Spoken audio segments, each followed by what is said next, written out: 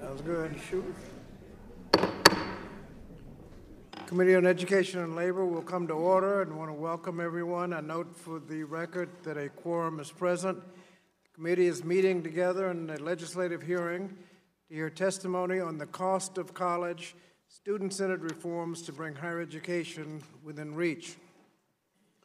Pursuant to Committee Rule 7C, opening statements are limited to the chair and ranking member. This allows us to hear from witnesses sooner and provides all members with adequate time to ask questions.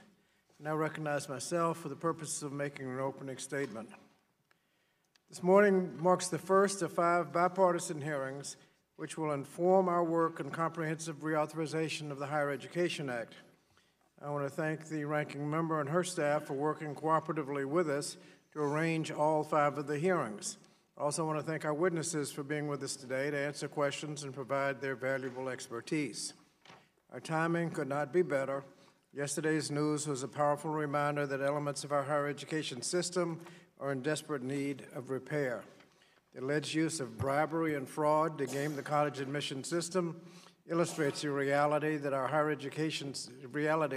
education system. That is, students from wealthy families and students from poor families are not treated fairly. It is important to note that all of the indicted people in this scheme are entitled to a presumption of innocence, but at least one has pleaded guilty, so we know that the scheme was going on. The reality of this is maddening and inflammatory. Is the illegal and systemic inequality of college admissions that ultimately deprive countless students of their chance to reach their full potential. Our education must be an engine of economic mobility for all students, not an instrument for preserving the elite status of wealthy families. In rewriting the Higher Education Act, we have an opportunity to address many factors that prevent students, particularly students of color and low-income families, from attending institutions of higher education, and those same factors often perpetuate racial and income inequality. This committee has a difficult challenge. The competing proposals released in the last Congress, the Republican Prosper Act and the Democratic Aim Higher Act, illustrated the vast differences in our approach to higher education. This hearing will begin the process of finding areas of common ground. The goal of our work in this committee on the higher education is not just to write a new higher education bill, but it's to pass a comprehensive higher education bill. Accordingly, we propose to work together in a bipartisan way that produces a bill that can pass the House, pass the Senate, and be signed by the President. Students, families, taxpayers, and institutions of higher education deserve a good faith effort on our behalf to address the urgent challenges facing the higher education system. Today, we're discussing one of the biggest challenges, the rising cost of college. The cost of attending public colleges has risen dramatically in recent years. While from 1990 to 2015, the median household income increased by 12%, but the net cost of attending college increased by 81%. When President Johnson signed the Higher Education Act, he said that a high school student anywhere in this great land of ours can apply to any college or any university in any of the 50 states and not be turned away because the family is poor. That could have been the case in the 1960s and 70s, but it is not the case today. In 1980, the maximum Pell Grant covered 76% of the cost of attending a 4-year public college. Today, the maximum Pell Grant covers only 29% of that cost. There are many factors that have led to rising costs of college, but none more significant than the decline of state investment in higher education. You have a chart on higher education? This shows the change in investment from states. Red is how much less they're paying, and the blue is how much more they're paying. We can see that a decade ago, states paid on average about 2/3 of the cost of higher education. Today, states pay on average less than 1/3 of the cost. Going from 2/3 to 1/3 doubles the cost of education to the students, and it's only going to get worse. Adjusted for inflation, 45 states spend less per student in 2018 than they did 10 years before in 2008. As tuition continues to outpace both wages and Pell Grants, it should not be a surprise that students and their families are asking themselves if college is even worth the cost. The evidence and research demonstrate that given well-supported and responsible institutions of higher education, the answer is overwhelmingly yes, it is worth the cost. A college degree remains a good investment for students and families, as well as local communities and the national economy. Individuals with a bachelor's degree typically earn about $1 million more than a high school graduate over their lifetime. Individuals with an associate's degree earn about $400,000 more than a high school graduate over their lives. 2 out of 3 jobs in the modern economy are filled by individuals who have more than a high school education. And we see in this chart those after the recession, you see those with a college degree recovered, those with just a high school diploma on the bottom didn't do well, those in the middle got kind of in between, but you can see those with college educations did much better during the recovery.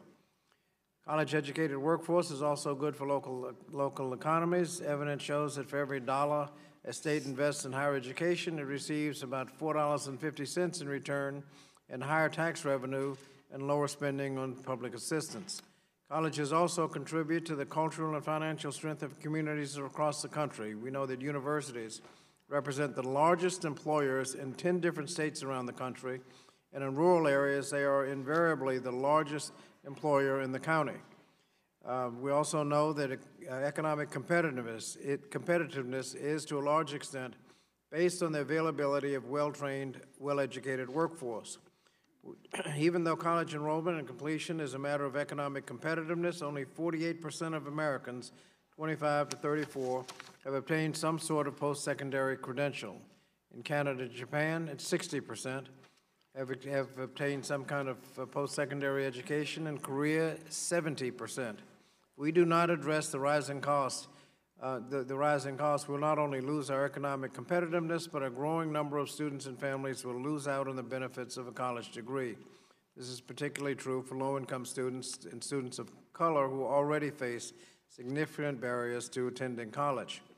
Today, we'll consider a broad range of solutions to make college more accessible and affordable to individuals from all backgrounds, including halting increases in college costs by encouraging more state and local investment in public institutions, restoring the purchasing power of Pell and expanding eligibility, including short-term, high-quality programs that provide both valuable technical skills and a path to 2- and 4-year college degrees so that students will be able to afford college, and making college student loans cheaper and easier to pay off while providing additional support for low-income students, such as federal work-study, which empowers students to earn while they are in college. The evidence of the benefits of college degree are all around us. In the recently completed 115th Congress, we found that all 100 United States senators had college degrees, and more than about 94% of the members of the House held at least a bachelor's degree. We, of all people, should not be discouraging students from seeking the kind of education that got us here today. If we only tinker around the edges and do not make comprehensive steps to addressing access and affordability, we will fail to serve the students, parents, and communities we were elected to serve. In some, we will fail the nation, and that simply should not be an option. So I look forward to our discussion and now recognize the ranking member, Dr. Fox. Thank you, Mr. Chairman, and I thank you for your commitment to our working on this issue in a bipartisan fashion. This hearing cuts to the heart of why post-secondary education reform is necessary and why it is so difficult to accomplish. It's necessary because college is so increasingly expensive. For decades, tuition and fees have risen higher than the cost of inflation. Because costs have always varied between different types of institutions, it's often hard to know what option would provide the best value for the unique needs of each student and their families. Here's a way to put the cost of college into perspective. If the price of cars had risen at the same rates tuition and fees have risen, The average car today would cost more than $80,000. The high cost of college is not a question for debate, it's a matter of fact. It's also why change is so difficult. High costs for all mean very, very high payouts for some. As a former college administrator, I know firsthand the complexity and the ripple effects of budget decisions at the institutional level. Sometimes it takes creativity and resourcefulness to manage an institution's finances well. Sometimes the easiest way to grow your budget is to use an old business mindset and simply pass costs to the consumer. In this case, the consumers are students and families, and they're not willing to take the high cost anymore. There are ways to protect students from absorbing the cost of institution-level budget decisions. And I must say, I don't believe every college administrator in the country is giving students the consideration they deserve when deciding how to manage institutional finances. Any discussion of college affordability must involve serious questions about institutional accountability. I hope we'll hear more about that today, and I hope we'll all have the courage to confront those who seek to maintain the status quo at the expense of students for their own benefit. The federal government's role in trying to help families pay for college is a classic example of the unintended consequences of good intentions.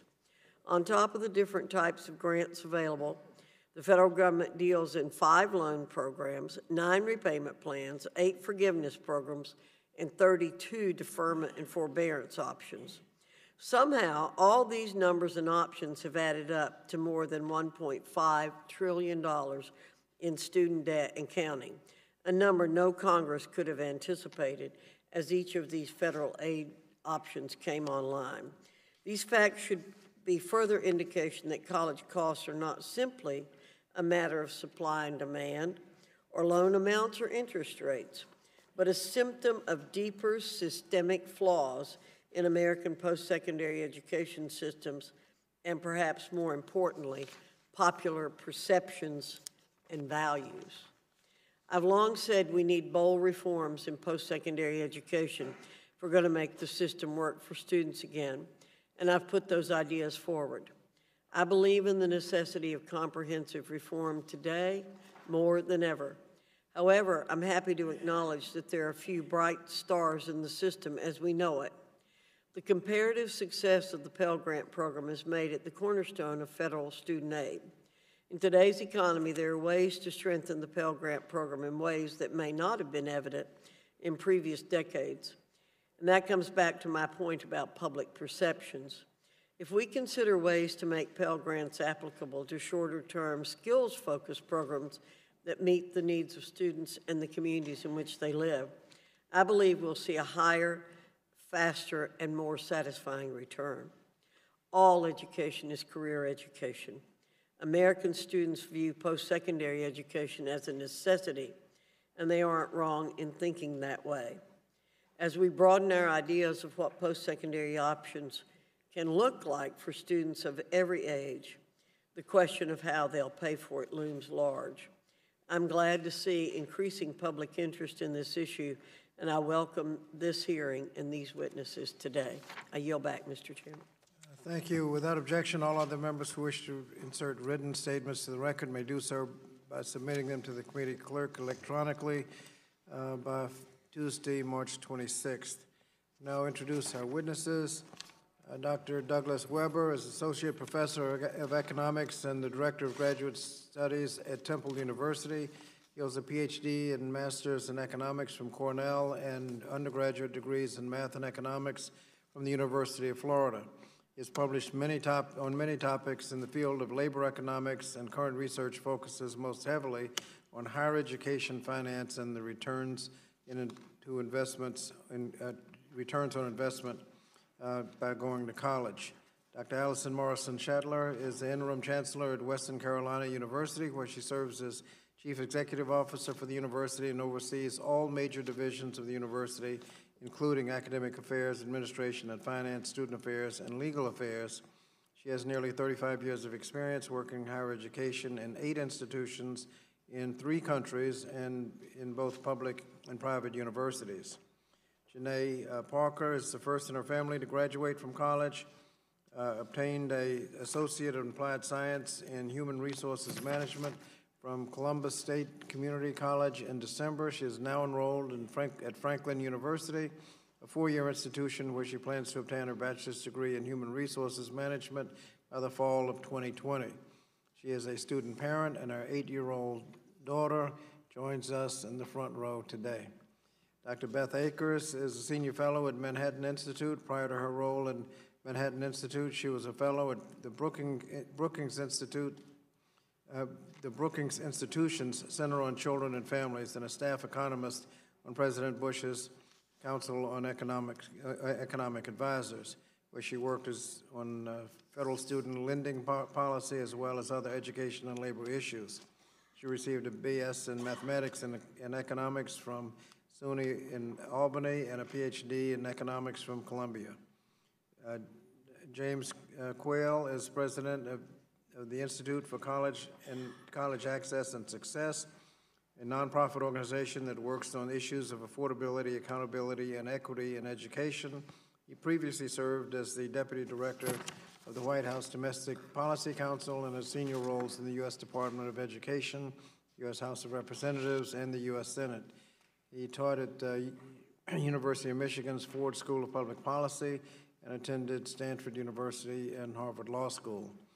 We appreciate all the witnesses for being here today, and we look forward to your testimony. Let me remind the witnesses that we have your written statements, and they will appear in full in the hearing record.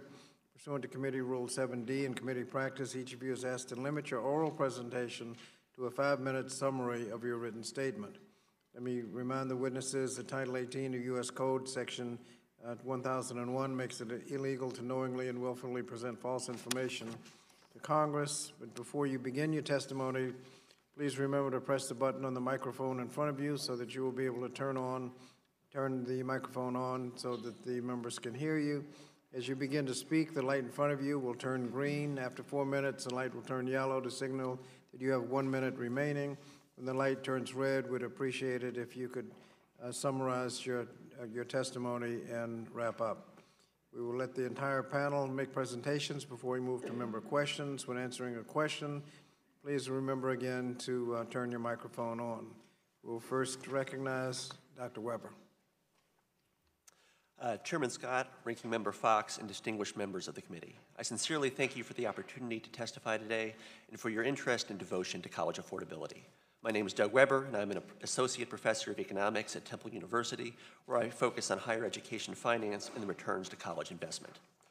Affordability is about access, the value of a degree, and the risk associated with the investment. I say with great confidence that college is a risk worth taking for the vast majority of individuals and is worth the considerable public investment that we make in trying to ensure that a quality education is affordable for anyone who wants it. But the price of college has outpaced inflation over the past several decades, making college less affordable. The high prices and prospect of significant debt deter low-income students, including highly qualified low-income high school students, from ever enrolling.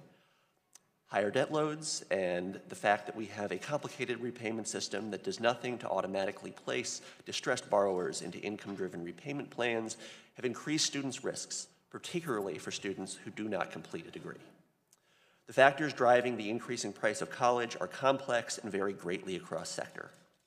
My research has found that at public institutions, state divestment is responsible for roughly 30% of tuition increases since the year 2000 and 41% of increases since the Great Recession began in 2007. Possibly the biggest single driver is known as Balmol's cost disease. The returns to very high levels of education, such as a PhD, in the private sector have increased dramatically over time. For example, in my field of economics, the combination of modern computing technology and econometric skills taught in most PhD programs have caused private sector salaries for economics PhDs to rise substantially. This increased competition from the private sector pushes up the salary that a university must offer to hire an economist. The difficulty here is that rising instructional costs are driven by market forces completely outside the control of universities. The problem is that as tuition has increased, low-income individuals have found themselves with little money to pay for college. For starters, the purchasing power of Pell Grants has declined considerably over time. The maximum available Pell Grant of $6,095 covers only 30 to 40% of the annual cost of attendance at the average four-year public school. This is down from 80% in the 1970s. The decline in purchasing power is largely due to non-tuition expenses, such as housing, food, and other school supplies. At the typical public institution, tuition comprises only a quarter of the full cost of attendance. As college prices have increased and the purchasing power of Pell Grants has decreased, more students are working during school. 70% of college students work. Over half of those work more than 20 hours per week. This is problematic, as needing to work this much has been shown to lengthen the time it takes to get a degree and also reduces the likelihood of graduating. More students are taking out loans. Today, 69% of students borrow to pay for college, with the average four-year college graduate owing roughly $30,000 in federal and non-federal debt when they leave school. Although our system of need-based aid and loans is often needlessly complicated, it does help students enroll and graduate. To conclude, the picture of affordability is very complex. The financial value of a college degree has never been higher, but the downside risk has also increased over time, particularly for those who do not graduate. And unfortunately, wealth and family background play an important role in college success. In one striking statistic, a high-achieving student from a low-income family is less likely to graduate from college than a low-achieving student from a high-income family.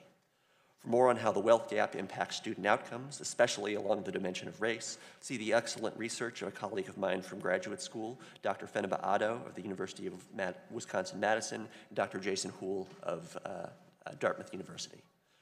I think there are many areas of bipartisan agreement that will lead to a better future for the students of this country, particularly as it relates to accountability, which is something that I've done a lot of work on.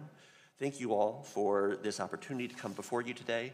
I'm eager to help in any way that I can, both today and in the coming weeks and months. Thank you very much. Thank you.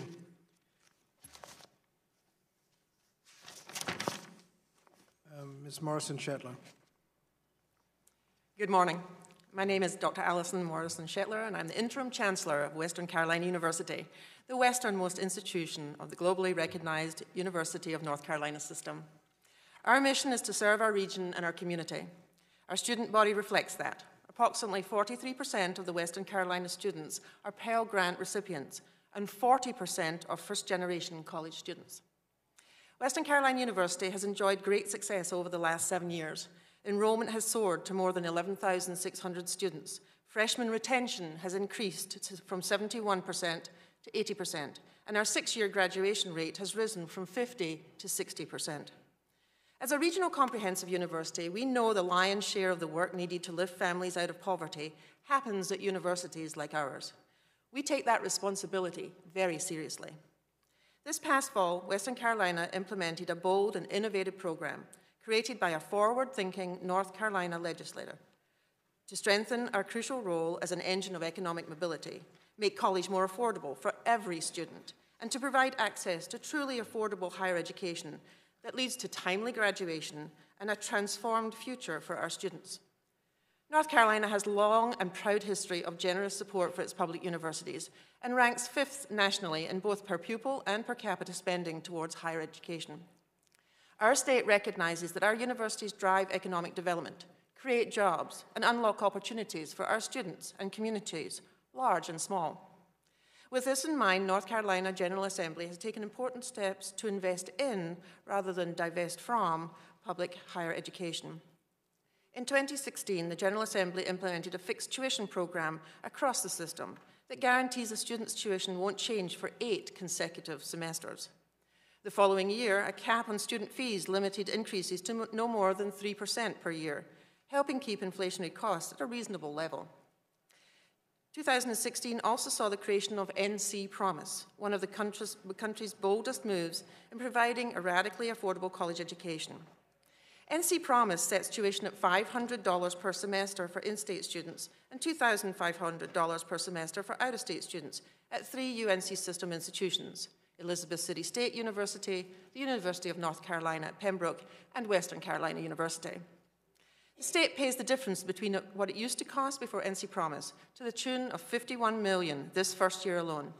For context, that's around 1.5 times Tennessee's investment in their innovative free community college program, Tennessee Promise. The goals for NC Promise are clear: increase access to higher education, improve affordability, reduce student debt, and continue to grow North Carolina's economy. I hear from my students every day that this program is a game changer. It is opening doors. It is changing the trajectory of their lives.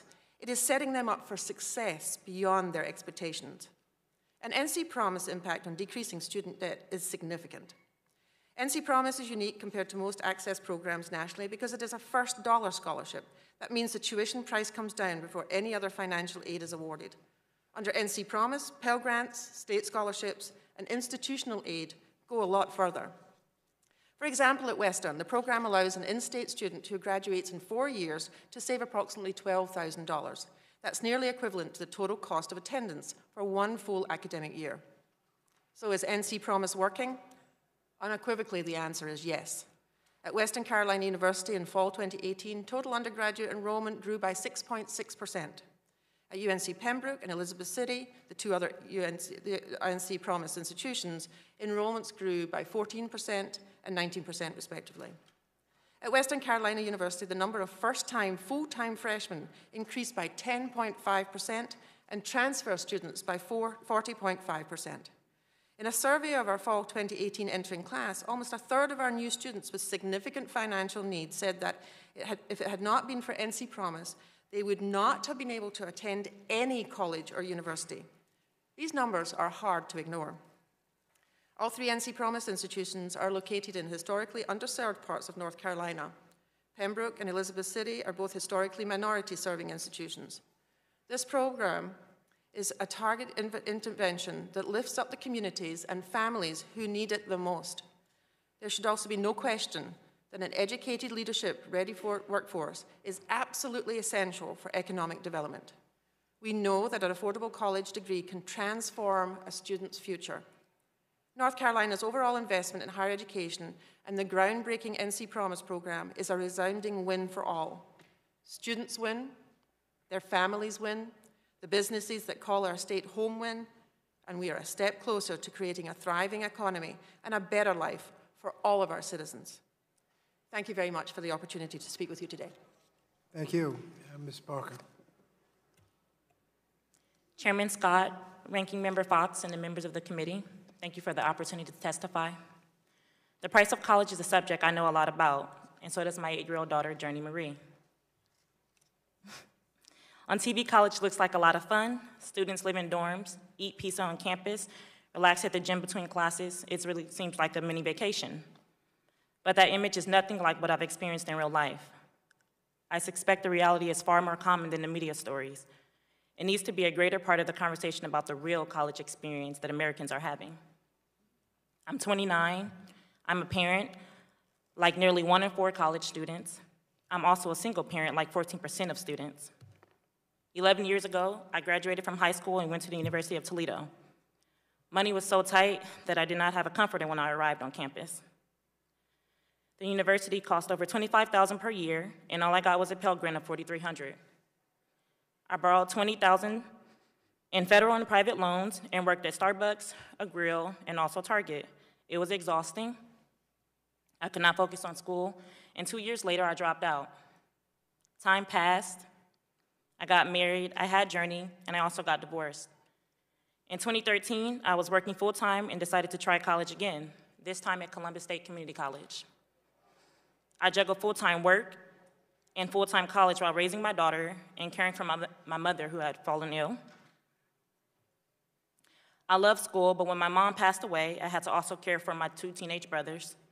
Again, it seemed college wasn't in the cards for me. The third time I enrolled in college part-time and worked several part-time jobs. It was slow, but it was the only way I could afford school. Many people think community college is already free, but Journey and I know that's not true. Our bills got so tight we ran out of money for food, and this wasn't about ramen. We lacked enough money to eat regularly. Then we were evicted. I thought this was my fault. But then I realized that 50% of college students are also dealing with food and housing insecurity. More than 1 in 10 are homeless. Are we all just not college material, or have we all done something wrong? Eventually, I found a college staff member who referred me to childcare, health insurance, food stamps, a scholarship, and housing in Scholar House. And I succeeded. In December of 2018, I earned my associate's and transferred to Franklin University, where I'm now pursuing a bachelor's in human resource management, and I also plan on a graduate degree in psychology.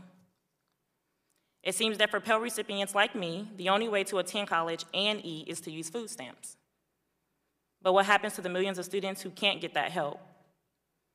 The U.S. Government Accountability Office recently said that 2 million students are having trouble paying for college, but not getting help from SNAP. Like me, most are first-generation students. Many are also single parents. For me to go to college and to focus, I had to know that my child is safe. But 95% of campuses with childcare have long waiting lists, and some campuses do not have childcare at all. I'm here today because of my daughter. I'm also here for students like me around the country and students like those that Journey will become. I know the odds are low that Journey and I will ever escape poverty, but I also know that a college education helps, and we will. I am clearly willing to work for this bachelor's degree, but on days when money is tight and the bills are due, I wonder why I am paying for the price for a badly broken system. What would happen if Congress instead built a college financing system that matched the strength and ambition of today's students like myself?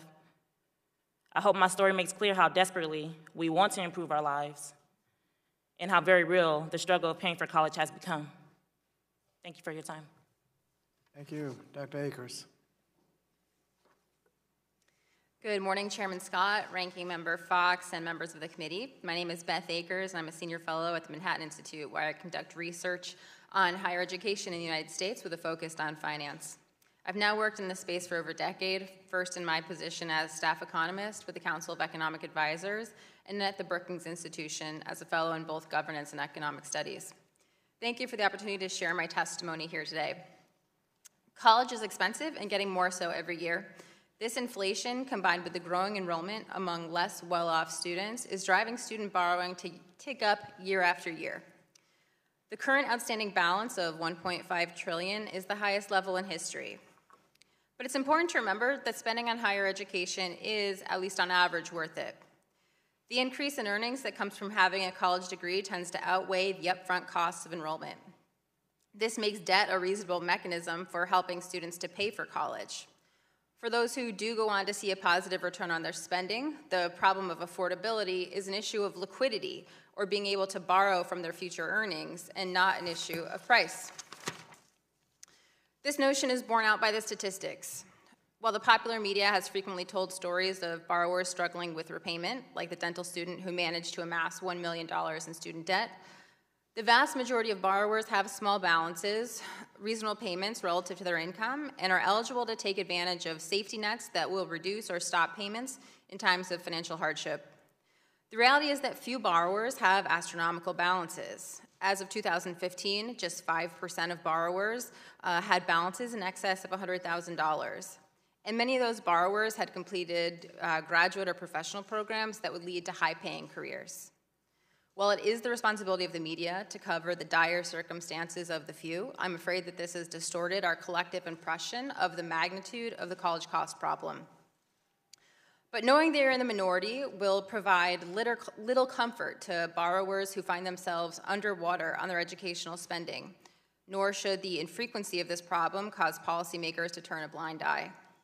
Sadly, many students are spending on college only to end up worse off financially than if they hadn't gone in the first place. College is risky, and it is this risk, not the price of college, that is untenable. The system of higher education finance that we have in place today is not fundamentally out of sync with the challenges we face, but a small number of important policy changes could bring it closer in line with our collective objectives. First, we need to shore up the safety net for borrowers and redesign it so that it operates effectively and is fiscally sustainable. It should be simple in design and foolproof to utilize, such that all students, not just those who are intensely financially savvy, can factor its existence into their enrollment and spending decisions. To accomplish this, we need to replace the existing system of federal lending with a single loan program that collects loan repayment through a plan that ties monthly payments to a borrower's income. There will always be a tension between providing a safety net and diminishing the incentive for people to be self-sufficient. Moral hazard is inevitable, but smart program design can ensure that safety nets are as efficient as possible and do not create incentives for perverse behavior like those that exist in the current system. We also need to work to mitigate the financial risk of college enrollment by empowering consumers with better information. The introduction of the college scorecard during the Obama administration was a tremendous step forward. We should continue these efforts by improving and expanding the information that is available to students as they shop for college. And before we consider increased spending on subsidies, we need to make our current spending work harder for students and taxpayers by moving dollars from hidden and inefficient channels like tax benefits and interest rate subsidies to places they will do the most good. I believe all federal subsidies to higher education should be delivered through a single means-tested grant program that delivers the most aid to the least well-off students. With these primary changes in place, we should also look for ways to support new low-cost business models that can put downward pressure on prices at all institutions. Innovation in higher education marketplace is currently limited by the constraints on access to federal financial aid. It is challenging for innovative startups to compete with traditional institutions when their students cannot access federal grants or subsidized student loans. We should continue to the work started with the EQUIP program under the Experimental Sites Initiative to explore how best to extend federal student aid dollars to new low-cost providers. Lastly, I urge you to reject the growing demand to make college free. Universality would be justified if there were fundamental barriers to a functioning marketplace in higher education, but no market failure exists that isn't rectifiable through subsidies, provision of credit, and appropriate regulation. Embracing universality in post-secondary education would come at a tremendous financial cost, but would also rob us of the byproducts of a competitive marketplace: innovation, quality, and adequacy of supply. Thank you for the opportunity to be here today. I look forward to answering all of your questions. Thank you. Is it Dr. Quall? Thank you. Yes, thank Dr. you. Quall. Chairman Scott, Ranking Member Fox, and members of the committee, thank you for the great privilege of being here today. American colleges and universities are nearly unmatched in their potential to create opportunity and raise living standards. But over the last generation, we've had a sea change in how we pay for college. States have cut funding for public colleges and universities, and that drives up tuition for the 3/4 of students who attend public universities and community colleges. Higher costs mean many students do not enroll. There's a long line of research that suggests that each additional $1,000 in costs reduce enrollments by 3 to 5 percentage points. Other students work long hours or enroll part-time, often at the expense of academic success. Some go hungry or homeless. Only 58% of our students earn a degree within 6 years. The most common reason they give for dropping out is to earn more money. It's not surprising then that students with high-earning parents are 5 times more likely to hold a college degree. Latino adults are only half as likely to hold a college degree as other Americans, and Black adults only 2/3 as likely. Growing college costs have also created a concentrated crisis in student debt. While most students benefit from college and repay their loans, millions of students fall behind on their loans, default, or see their balances grow over time because their payments are smaller than accrued interest. Struggling borrowers tend to have smaller loans, often because they dropped out of college. Others successfully completed but attended low-quality programs. For example, one study found that certificate programs at for-profit colleges leave students worse off on average because their increased learnings are smaller than their student debts. Over 1 million students a year default on their loans, suffering punitive consequences that can drive them deeper into debt. The experience of Black borrowers in particular is deeply disturbing. 70% of Black borrowers are projected to eventually default. These problems were a generation in the making, and reversing them will not happen quickly. However, I offer 3 recommendations. First, Congress should set a goal of doubling the Pell Grant, which is the level needed to end disparities in college affordability. It may not be able to double the Pell Grant immediately, but it should at least increase Pell Grants faster than inflation every year. It should also make them a true entitlement to protect them from the economic cycle. Second, Congress should build a new relationship with states. Federal efforts to make college more affordable simply cannot succeed without robust state investments alongside them.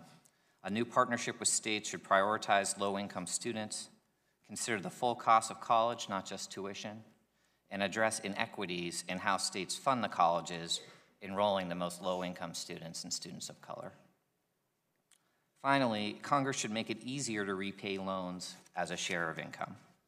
Students in income-driven repayment plans are less likely to fall behind on their loans. They actually pay back more as a result, and they are financially healthier overall.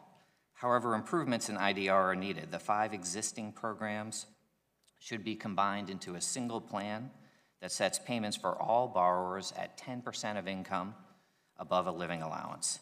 It should be easier for students to enroll and to certify their incomes, and after 20 years of payments, any remaining balance should be forgiven.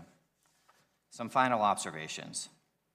First, too many unnecessary defaults occur because of the low quality of the private companies that collect student loans for the Department of Education.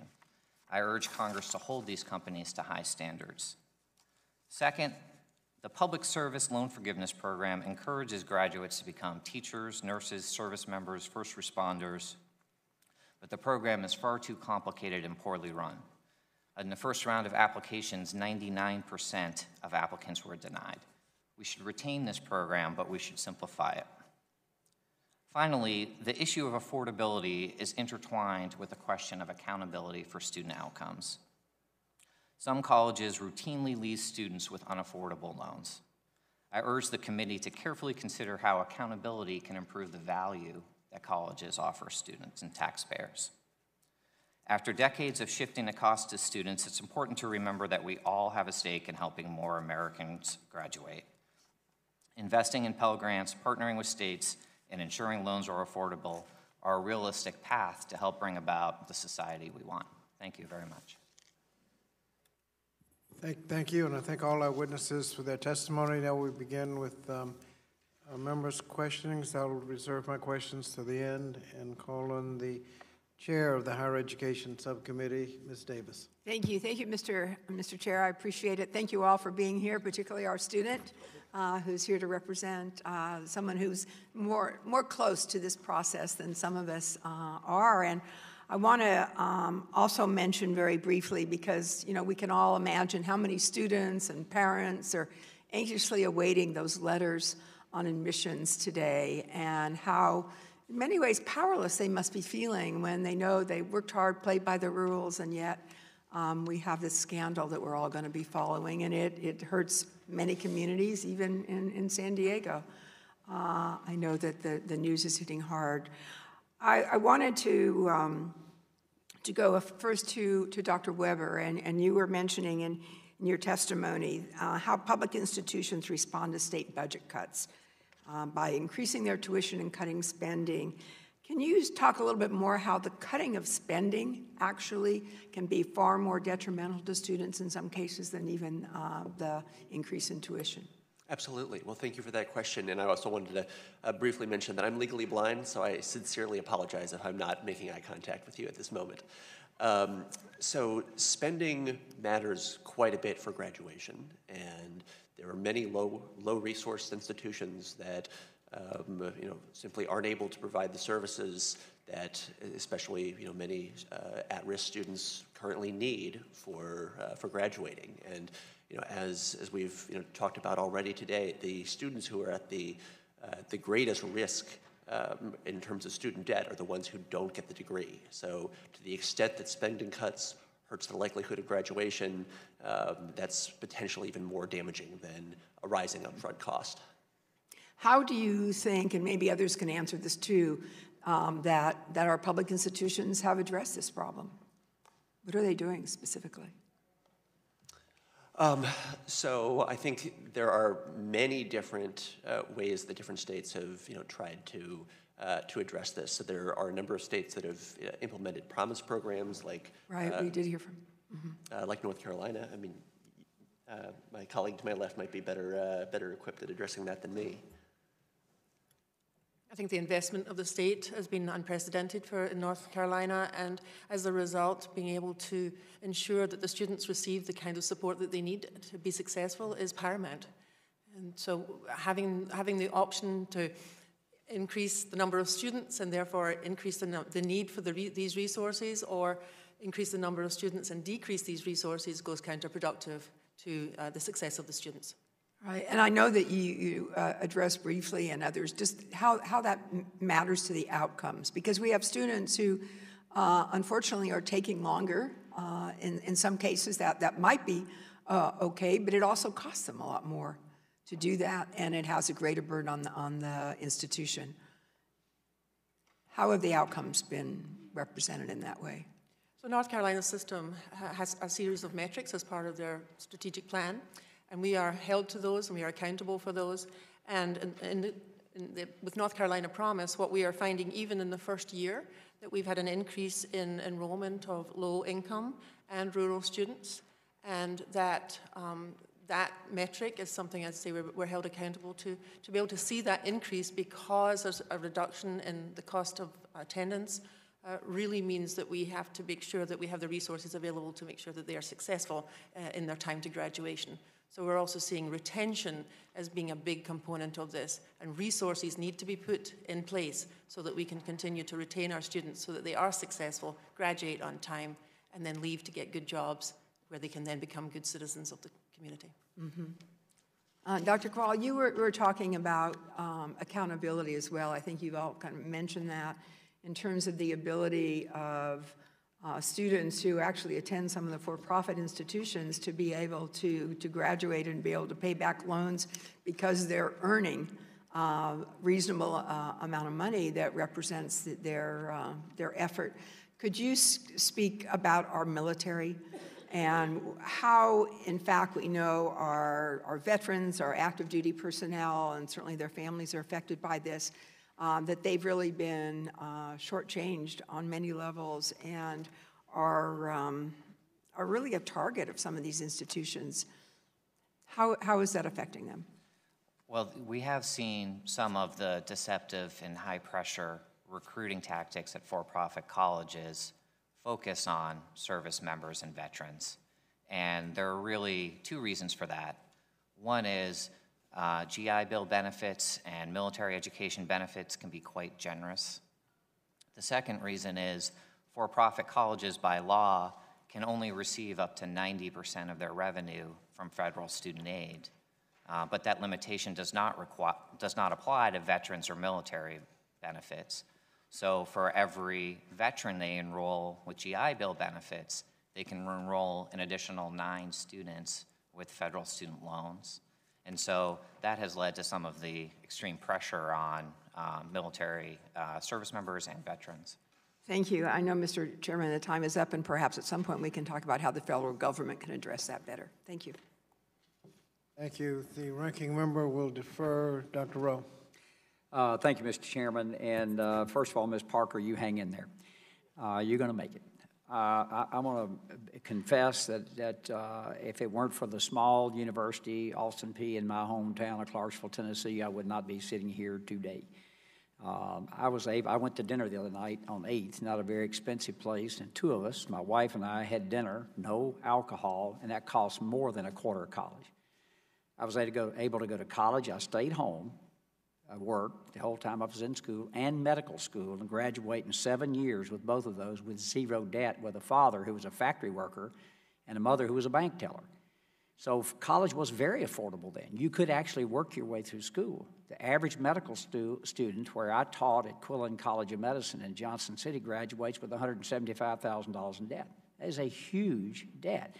I think the question is college going to be relevant anymore? And I think it's a question to ask. I think at Western Carolina, and by the way, East Tennessee State beat you guys the other day in basketball. I want to point that out. And I do want to offer my... offer my condolences to you for losing Coach Larry Hunter. I've booed him many times in basketball games, but a great man. In Tennessee, we've decided that education had to be affordable for our citizens. So we put the Tennessee Promise in, and the Tennessee Reconnect. You can now go to community college in our state for free. And I'll just give you a couple little things. At our local TCAT, which is our technical school, at one of them I just saw the other day, 77% finish on time, 97% are placed in a job, and 100% graduate with no debt. So you can go out in our state, and then if you go from community college to a four-year college, East Tennessee State University, Tennessee Tech, Austin Peay, wherever, you have the Hope Scholarship to help you. So we've tried to make it affordable for our students in our state, and I think it's being successful. I really do, and we're paying for that with our lottery scholarship. Another confession: I've served on 2 foundation boards, been the president of one, and I think the college investment is the best investment I ever made, without a doubt. I have not heard any of you all talk about it. I know you know Dr. Zeppos at Vanderbilt University, who complains about the administrative cost, and at Vanderbilt it adds about $10,000 or $11,000. They spend $150 million a year complying with federal mandates and check the box. I heard no one talk about that or didn't see it in your testimony. How much does that at the FAFSA with 100-plus questions and on and on? Could we streamline that for you all and help with the cost a little bit? Because a lot of the reporting doesn't add any value to the students. Anyone can take that question. That's something I can chime in on. So I think something to think about with administrative costs, we often see people pointing their finger at this as potentially the driver of the rising costs that are getting passed on to students. I think we want to realize that if we were looking at an institution that was providing tremendous outcomes for students and they happen to have large expenditures on administration, we probably wouldn't be questioning whether or not that's an appropriate place for the institution to be doing their spending. What happens inside the school is somewhat of a black box in terms of their finances. I think what we want to be concerned most with is the outcomes that they're producing. The thing that I want to ask is, what is it about the demand side of the equation that's enabling these institutions to drive up their spending because of the increases in revenue that's coming from the increased sticker price and tuition that students are actually charged? All that Ms. Parker's worried about, it was like when I sent my children to college. All I was interested in when I drew the bottom line was how much of a check do I have to write you all? And that check keeps getting bigger and bigger. And I looked at the inflation rate. I thought we were bad in medicine. We were actually pretty good compared to colleges.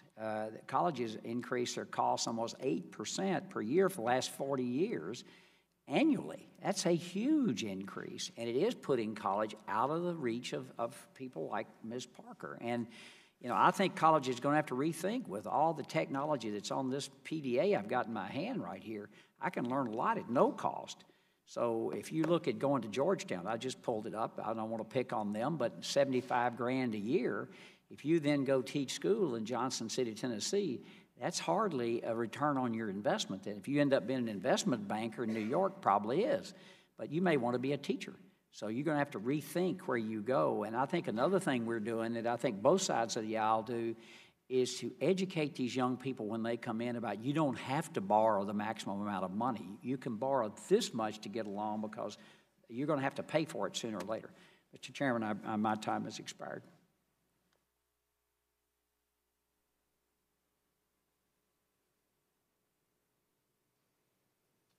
Thank you. The gentleman from Connecticut. Thank you, Mr. Chairman, and for holding this hearing early in the Congress. Hopefully this is going to be the year that the 116th Congress reauthorizes the higher ed.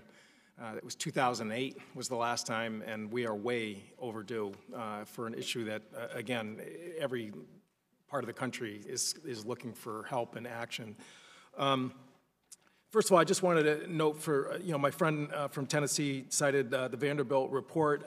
Actually, if you sort of drill down a little bit in terms of the numbers that they used in terms of the $146 million in terms of added costs, most of those regs that they identified were actually had to do with the research component of universities and colleges. And for things on human subjects, which I think all of us would probably agree. That's not a bad idea. So, yeah, that number, which, again, there's a report, I don't dispute that, but the number is actually a little more complicated than I think some of the reporting on it. So I checked this morning, the U.S. Treasury is selling 10-year notes for 2.6%. When I always sort of use that as a benchmark when we talk about the Stafford Student Loan Program, because those are 10-year term notes that the government offers. Again, even today, we're still getting back around 4 to 5% in terms of from students. So that differential, that delta between what the government is paying when it borrows versus what students are paying when they borrow from the same government, it's again, just pure sort of windfall for the federal government. GAO reported that between the years of 2007 and 2012, the federal government had a windfall of about $66 billion in terms of that differential that's there. This morning, myself, along with a lot of my colleagues on this committee, are reintroducing the Bank on Students Emergency Loan Refinancing Bill. Senator Warren is introducing a companion bill in the Senate, which would allow people, both public and private student loans, to write down their interest rate to 3.7%, which was the rate back in 2016. We know from last year's analysis by CBO that would put about $50 billion into the pockets of students and folks who've graduated and who are struggling with student loans. It is not, the panacea, but certainly if you talk to middle-class people who, are trying to lower their monthly expenses, obviously refinancing their home mortgage, car loans, credit card debt. I mean, that is a tool that is normal, but in the student loan market, because it's restricted in the public side by law, and then the private side by the fact that you have to have equity to go in and refinance. You need some other piece of property in terms of writing it down. This is the year we should move forward on that. It's just at least one way of trying to stop the bleeding. And I guess, Dr. Cavalli, you talked again about these sort of the horror numbers in terms of default. At least being able to refinance down an interest rate, I think, would provide some mitigation of that problem. Would you agree? Yes. Okay, and I don't know if anyone would disagree, but I think that would hopefully be the case. Ms. Parker, you talked about your story. Thank you for being here. And I don't mean to, but the private student loan interest rates are far higher than even the inflated Stafford rates. And I maybe just could comment if having that ability to write down the interest rates would be a benefit to you and your friends. Thank you. Yes, it would be a benefit to myself and my peers.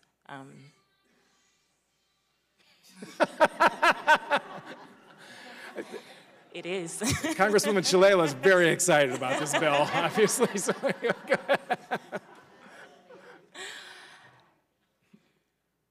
I've accrued now, you said in private. Both private and public can write down to 3%. I'm at about 66,000, and I have an associate's degree.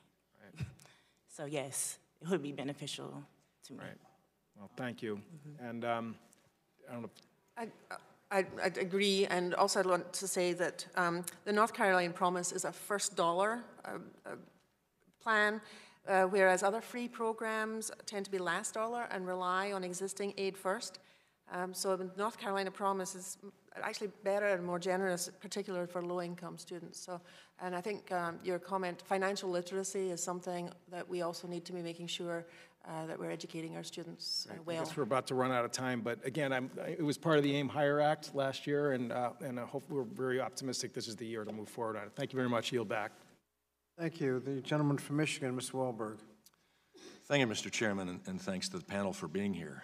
This, of course, is an unbelievably important subject for us to be considering, and financial literacy absolutely is something that we have not done well, and we're seeing the challenges of that. Dr. Morrison-Shetler, I often hear that the FAFSA form is a real obstacle to students in continuing their education.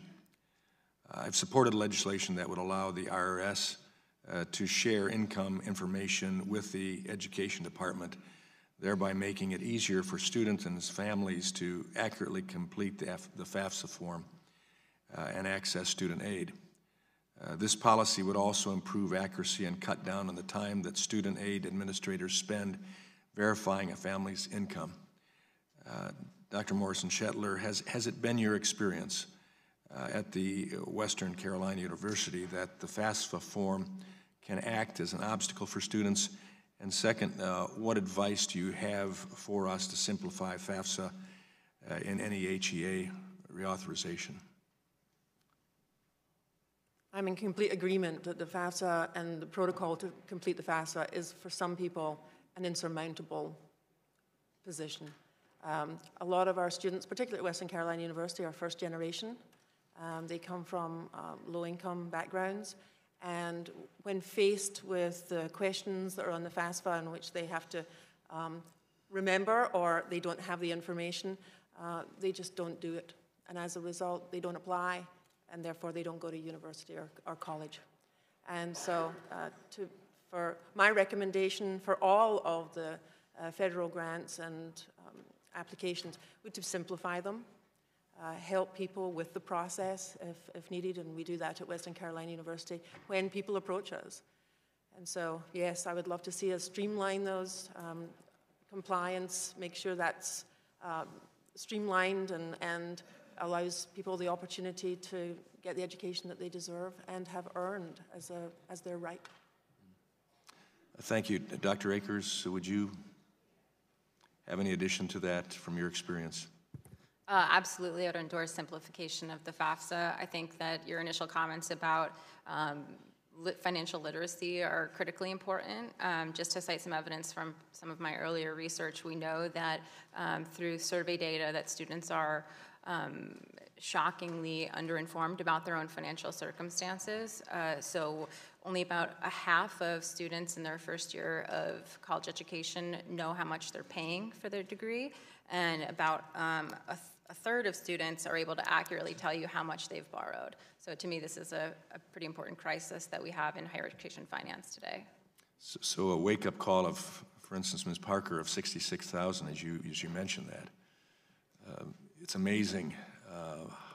When you first started, did you expect anything like that to be the case in the process? Not only did I not expect it, I honestly had no idea. The financial literacy piece is a good, it's a big piece because I just wasn't aware. I wasn't informed. You make the example point very clearly that why we have to move forward on this. Dr. Akers, in your testimony, you note that in some cases, students are spending money on college only end up worse off financially than if they hadn't gone to college in the first place. In looking at the federal student aid system, I'm concerned about perverse incentives to overborrow. Can you expand a bit on what those perverse incentives are and discuss ways we could address them in reauthorization and do it in such a way that I can explain it to my adult children in caring for my grandkids as they come up?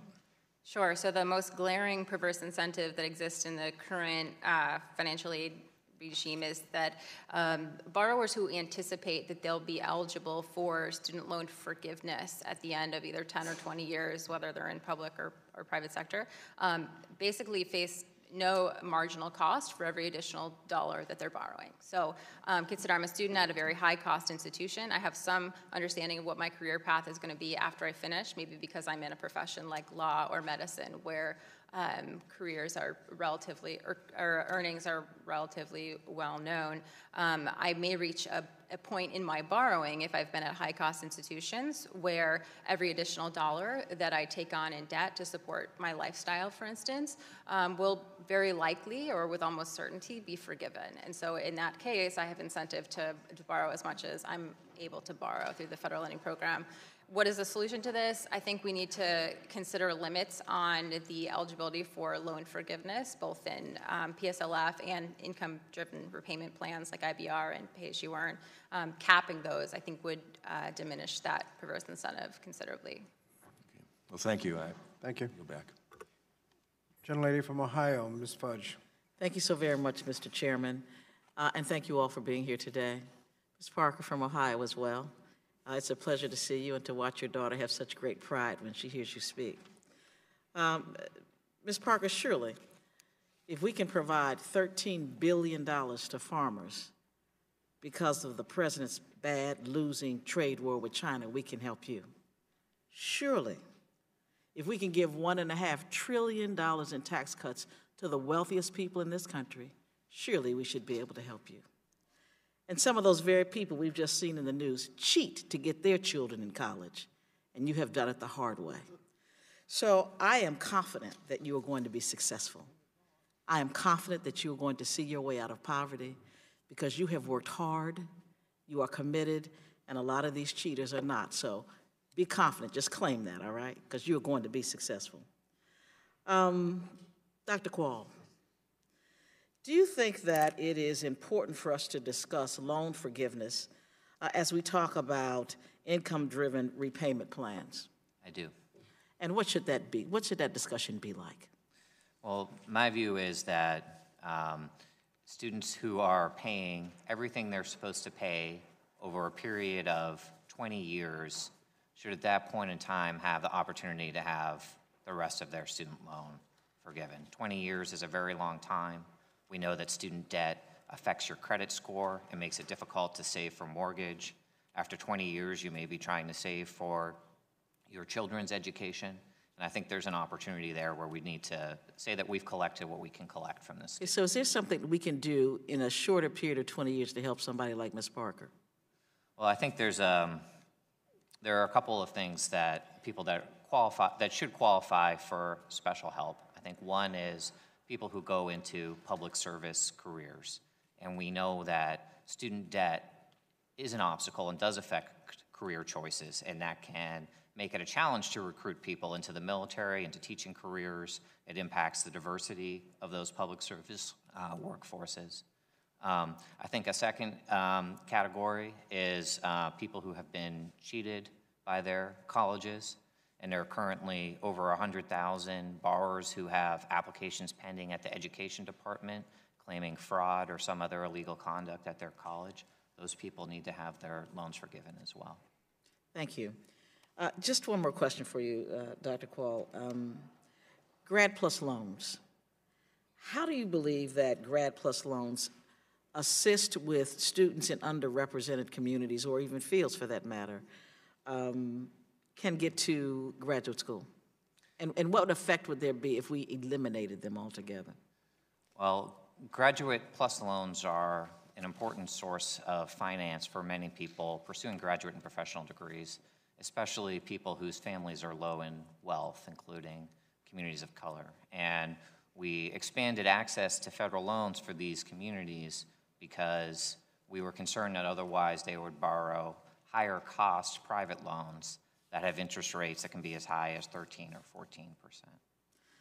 Dr. Morrison-Shetlar, since you represent a university that deals with a lot of first-time and low-income students, what do you think we should be looking at to try to reduce the ongoing and sometimes just exorbitant rate that of loans that people have to take out? What do you think we should be doing differently? Is it increasing Pell Grants? Is it doing, just give me your ideas. I certainly would approve of reducing the cost to a student to be able to attend and attain their dream of an education. There are a lot of grants, as we heard, loans out there. I would like to see those simplified in terms of applications, and more investment in those. Pell Grants is a really good example. With over 40% Pell eligible students at Western Carolina University, we could see a tremendous amount of reduction in indebtedness with all of the results that occurs from that. People graduating on time, not having to do 3 or 4 jobs to be able to make it through, which distracts from their time of really focusing on their education and their future careers. So I'd like to see what we're currently doing expanded and make sure that it's easy and relevant to be able to apply for those opportunities. Thank you very much, and I'm going to close again with Ms. Parker. You know, we live in a country where people say if you work hard, you'll be successful and you'll do well. I want you to know that those people who believe people like you are lazy, you are a perfect example of someone who is not. I wish you all the very best. I yield back. Thank you. The gentleman from Kentucky, Mr. Guthrie. Thank you, Mr. Chairman, for yielding time, and thank you for the panelists for being here today. This is an important hearing, and I appreciate the chairman for calling it. So, Dr. Akers, according to a study by the Brookings Institute, only a quarter of first-year students could accurately report how much they had borrowed, and 14% of students who had borrowed money thought they had no debt at all. This information problem is very concerning to me, which is why I have introduced a bipartisan counseling bill with my friend Congressman Bonamici from Oregon in the last 3 Congresses to enhance financial aid awareness and understanding. The bill would require more detailed and annual counseling for federal aid recipients throughout their education. Can you discuss the benefits of counseling students on their financial aid? Sure. So a lot of folks are looking into the fact that the provision of information about the cost that students are facing and the aid that they're receiving is unnecessarily difficult to digest. So the students were discussed just recently are receiving right now their acceptance letters to universities and also their financial aid award packages. These packages are not often completely transparent about the difference between loans and grants, and I think this is leaving students questioning what exactly their financial circumstances are. Obviously, it's leaving them questioning that because we were able to document that using survey data. So if we want students to be able to police the market for higher education using their dollars that it's choosing to spend at institutions that are delivering good outcomes for students, they need to understand what it is they're paying. They need to understand what it is they're borrowing. We also, of course, want them to understand what it is that institutions are delivering to students that they've served previously. So I think it's critically important to the system and also just to individual students themselves. Thank you very much. And Dr. Weber, with $1.4 trillion in outstanding federal loan debt, there is no doubt that students are struggling with student debt. In your testimony, you noted the large amount of misinformation on who is suffering the most from taking on loan debt. Can you please explain what level of education students with $60,000 or more debt are seeking compared to the average balance of defaulted loans? Sure. On average, the typical student who has more than, say, $100,000 in debt, first, they're very rare. We're talking about 5% of borrowers. Most of them are people who have gone to graduate school, received professional degrees, med school, that are going to pay off in spades. Not all of them, and I don't want to minimize the problems that that some have, but it is somewhat of a distraction from the much larger problem of people who have, say, between $5,000 and $10,000 in debt, but did not graduate, attended a low-value institution, an under-resourced institution, and because the vast majority of the college premium is tied up in actually getting the degree, then having $5,000 or $10,000 in debt, which is not dischargeable in bankruptcy, you're going to be much more likely to default under that scenario than someone with a graduate or professional degree and much more debt. Thank you very much. And Dr. Morrison-Shetler, I was interested in your testimony about the partnership with regional community colleges. And could you elaborate on this? I know in Kentucky, a lot of people are getting their 2-year degree and then moving on. They matriculate straight into our 4-year universities with transferring credit. And when I was in the state legislature, I worked with someone to do dual credit. And we actually have people graduating from high school with their associate's degree if they want to move forward, essentially with no debt. I think there's some cost to it, but it's not typically if they graduated from high school and went. So could you explain what you guys are doing to keep college costs down by working with community colleges?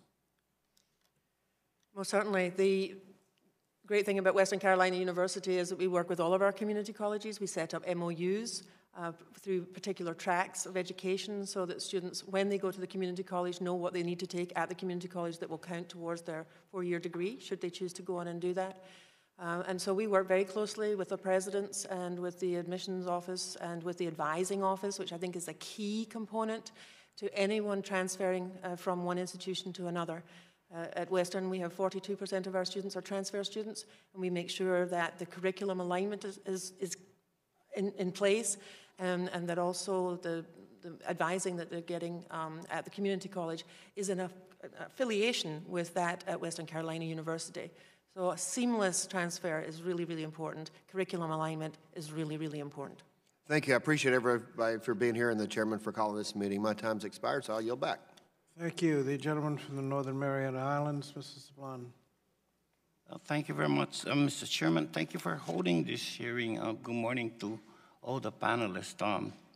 Welcome, Journey. I hope that you will remember forever this moment in your life and how your mother is sharing her story with us, because that story has you as a part in it, a major part.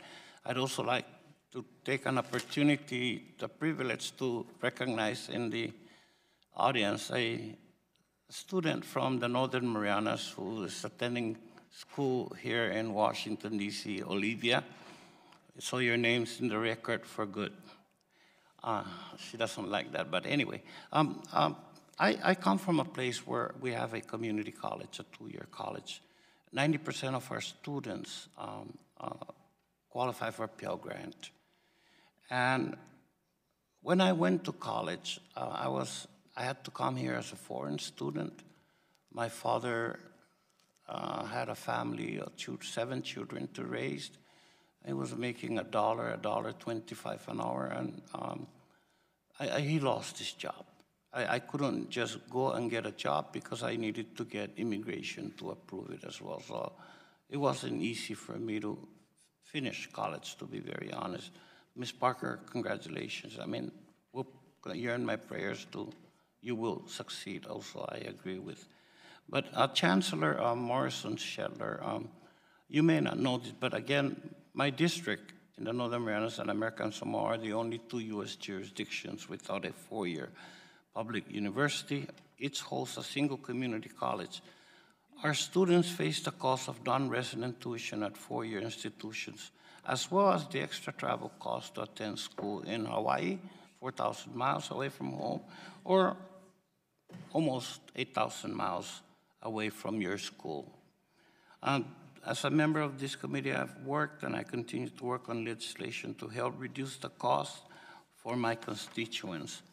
I must compliment your state for committing the resources to be able to make college affordable and also make sure the students are nurtured too. I will submit my questions for the record, but as a university chancellor, do you believe the federal government has a role to play in assisting students with unique college costs, such as those from the Marianas and American Samoa?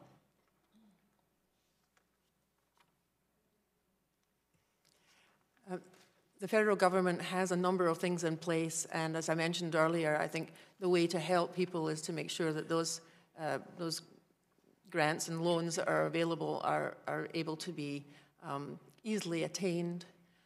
In North Carolina, we subsidize the in-state students of the $500 per semester. We also have a $2,500 for out-of-state.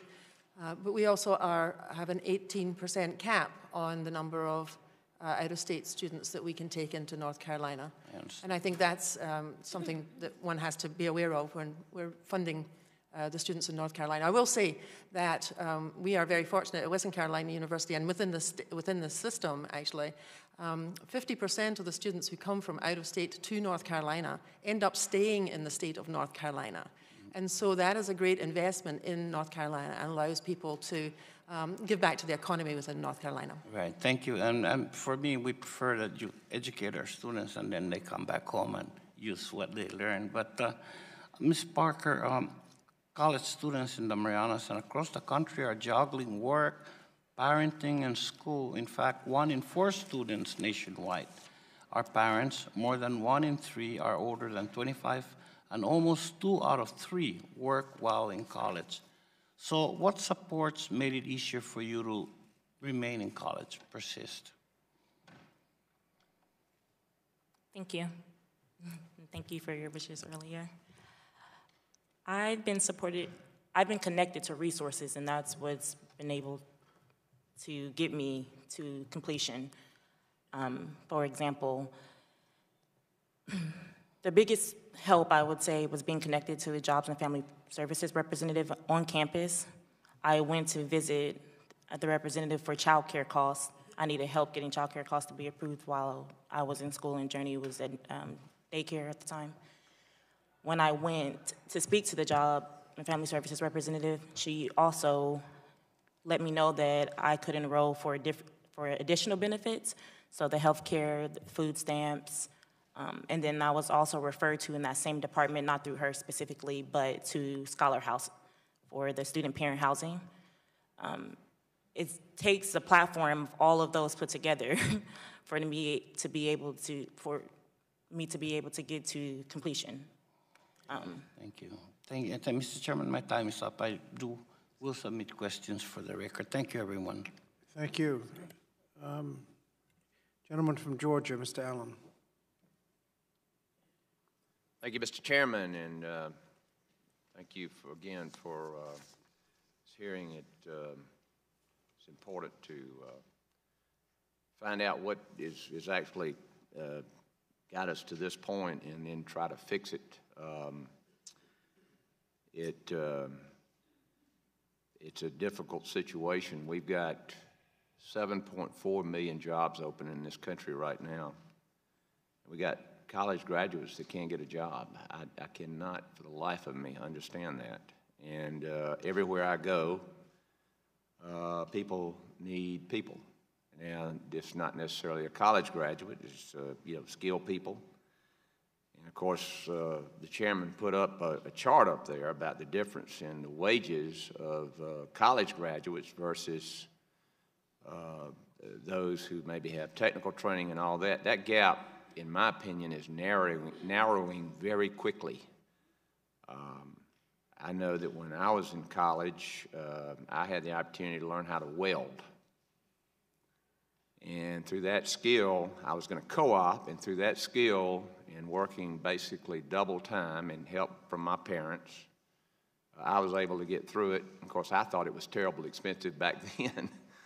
And I'm sure I missed out on some of the college experience, but I had no college debt thanks to my great family and their support. So I can't imagine, Ms. Parker, what you've been through. And also to straighten out one other thing that came up here today, and I just have to do this, is that I did notice that you were on the food safety nutrition program. One of my colleagues brought up the Farm Bill. 80% of the Farm Bill is funding the safety net nutrition programs. It's not greedy farmers. We're just trying to keep our farmers in business so we can produce the best, safest, most efficient food supply. It's a national security issue, actually. So since you're here and you're learning from us and we're learning from you, I thought you probably needed to know that. So with that, Dr. Akers, your testimony mentions ways to bring private capital back into the student loan space, increase a competitive market participation in student lending, and can you expand on those issues and discuss any challenges policymakers should think about while considering private sector participation in student lending? Sure. Is the question about private sector participation in provision of education or in the financing? Well, in the financing. For example, we were told that the student loan rate is somewhere between 7% and 8%, and I know that, I come from the business world, and we borrow money for much less than that. Now, obviously, you might have to get, like a small business government-backed loan, but at least you could reduce the interest rate substantially and provide where Ms. Parker could go and say, well, the government's charging me this, and you're going to charge me. Give her choices, and also the financial institutions, I think, would do a much better job. At least I have to do a portfolio and tell them how I'm going to have to pay the money back. Maybe they could educate Ms. Parker on how to really pay that money back. Sure. So there's a bit of a misconception about the idea that private sector capital was previously involved in the federal student lending program. So depending on how long you've been involved in this issue, we previously were providing federal student loans through the FEL program, in which the loans were originated and financed by the private sector, but those loans were originated using terms that were prescribed by legislation. So in essence, Department of Education was outsourcing to the private market the creation of those loans. Those loans were not private sector or private loans in any broader sense because they were not underwritten. So what you're talking about is the process by which a private lender looks at a particular borrower and assesses their ability to repay in the future. That does not happen in the federal lending program for student borrowers and did not happen even when private capital were involved. The way forward to think about private capital in higher education finance, I believe, is in the realm of income share agreements. So income share agreements are a relatively newly employed mechanism that are an alternative to loans that can help borrowers finance their education. So rather than taking out a loan and having fixed payments to repay over 10 years or whatever the term of the loan is, a borrower takes cash up front in exchange for a promise to pay a fraction of their income over a set period of time. And so this provides an insurance policy for students that if they face low income or no income for whatever reason, they're not on the hook for an unaffordable financial obligation. And it also puts some skin in the game for institutions. So in thinking about private capital going forward, I think that's the place to focus attention. Well, again, I had an amendment on the past bill markup to somehow put financial, actually education into the student loan program. So, you know, like folks like Mrs. Parker would understand, you know, what she's up against. So, Mr. Chairman, I'm out of time. I yield back. Thank you. Thank you. The gentlelady from Oregon, Ms. Bonamici. Thank you, Chairman Scott and Ranking Member Fox, for holding this hearing. Thank you to all of our witnesses, Ms. Parker and Journey. Especially thank you to you for being here and telling your story and reminding us that the costs of higher education are not just about tuition, housing, childcare. There's so many other costs as well. I also worked my way through. I started 2 years at community college, then 2 years of college, 3 years of law school with a combination of grants, loans, and work study, and ended up, because it was a long time ago, with a manageable amount of debt. And my first job was with the federal government, not with the law firm where I could have made more money. And unfortunately, that's not the story I hear frequently today. So I'm really glad that we're having this hearing, especially when we're talking about students who remain underrepresented. But I'm also glad that there seems to be a general recognition about the importance of higher education among people here today. We certainly need a short-term solution for people like Ms. Parker with existing debt, but we also need long-term solutions to make sure that anyone who wants to go to college can do so without being burdened with debt. Mr. Quall, nice to see you.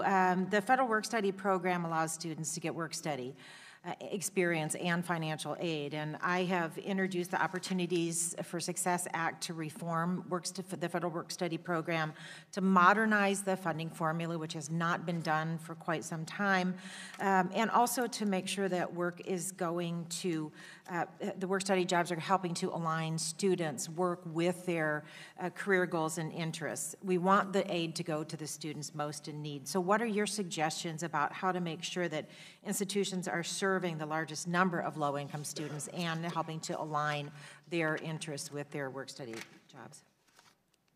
Ms. Bonamici, thank you for the question. I share your support for the work-study program. Work is an important strategy for getting students through college, both because it fills important gaps in financial aid budgets, but also research shows that modest amounts of work can actually help retain students and give them an opportunity to explore career interests and improve their earnings potential after college.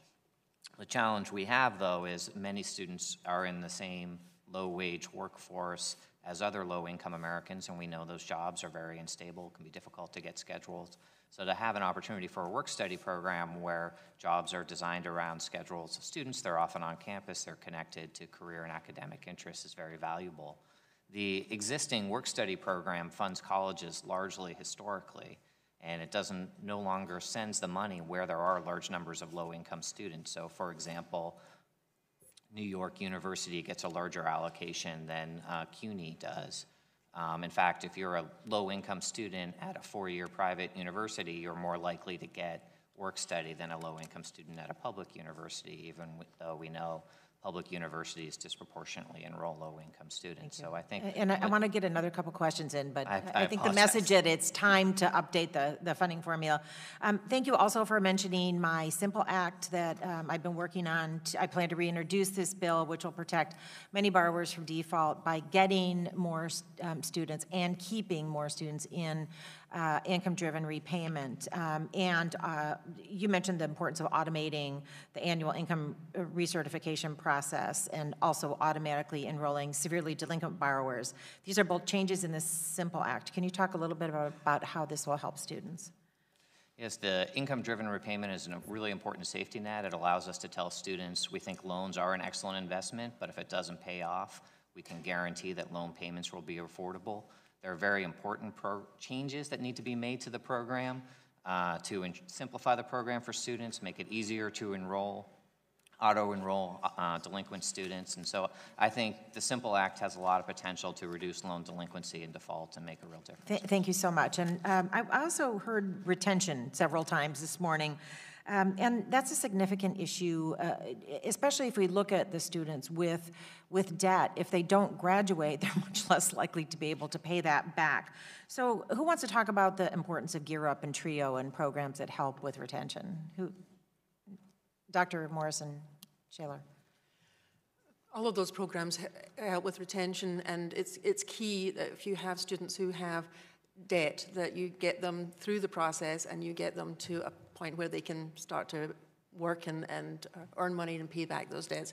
And those programs that you're talking about are essential. They include things like financial literacy. They include things like working, if you're going to work in something that will get you the experience that will help you to succeed in your career. So there are career pathway experiences.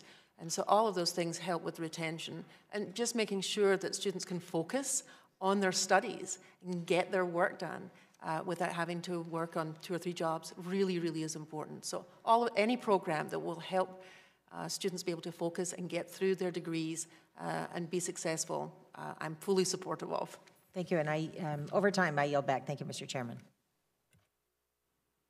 Thank you.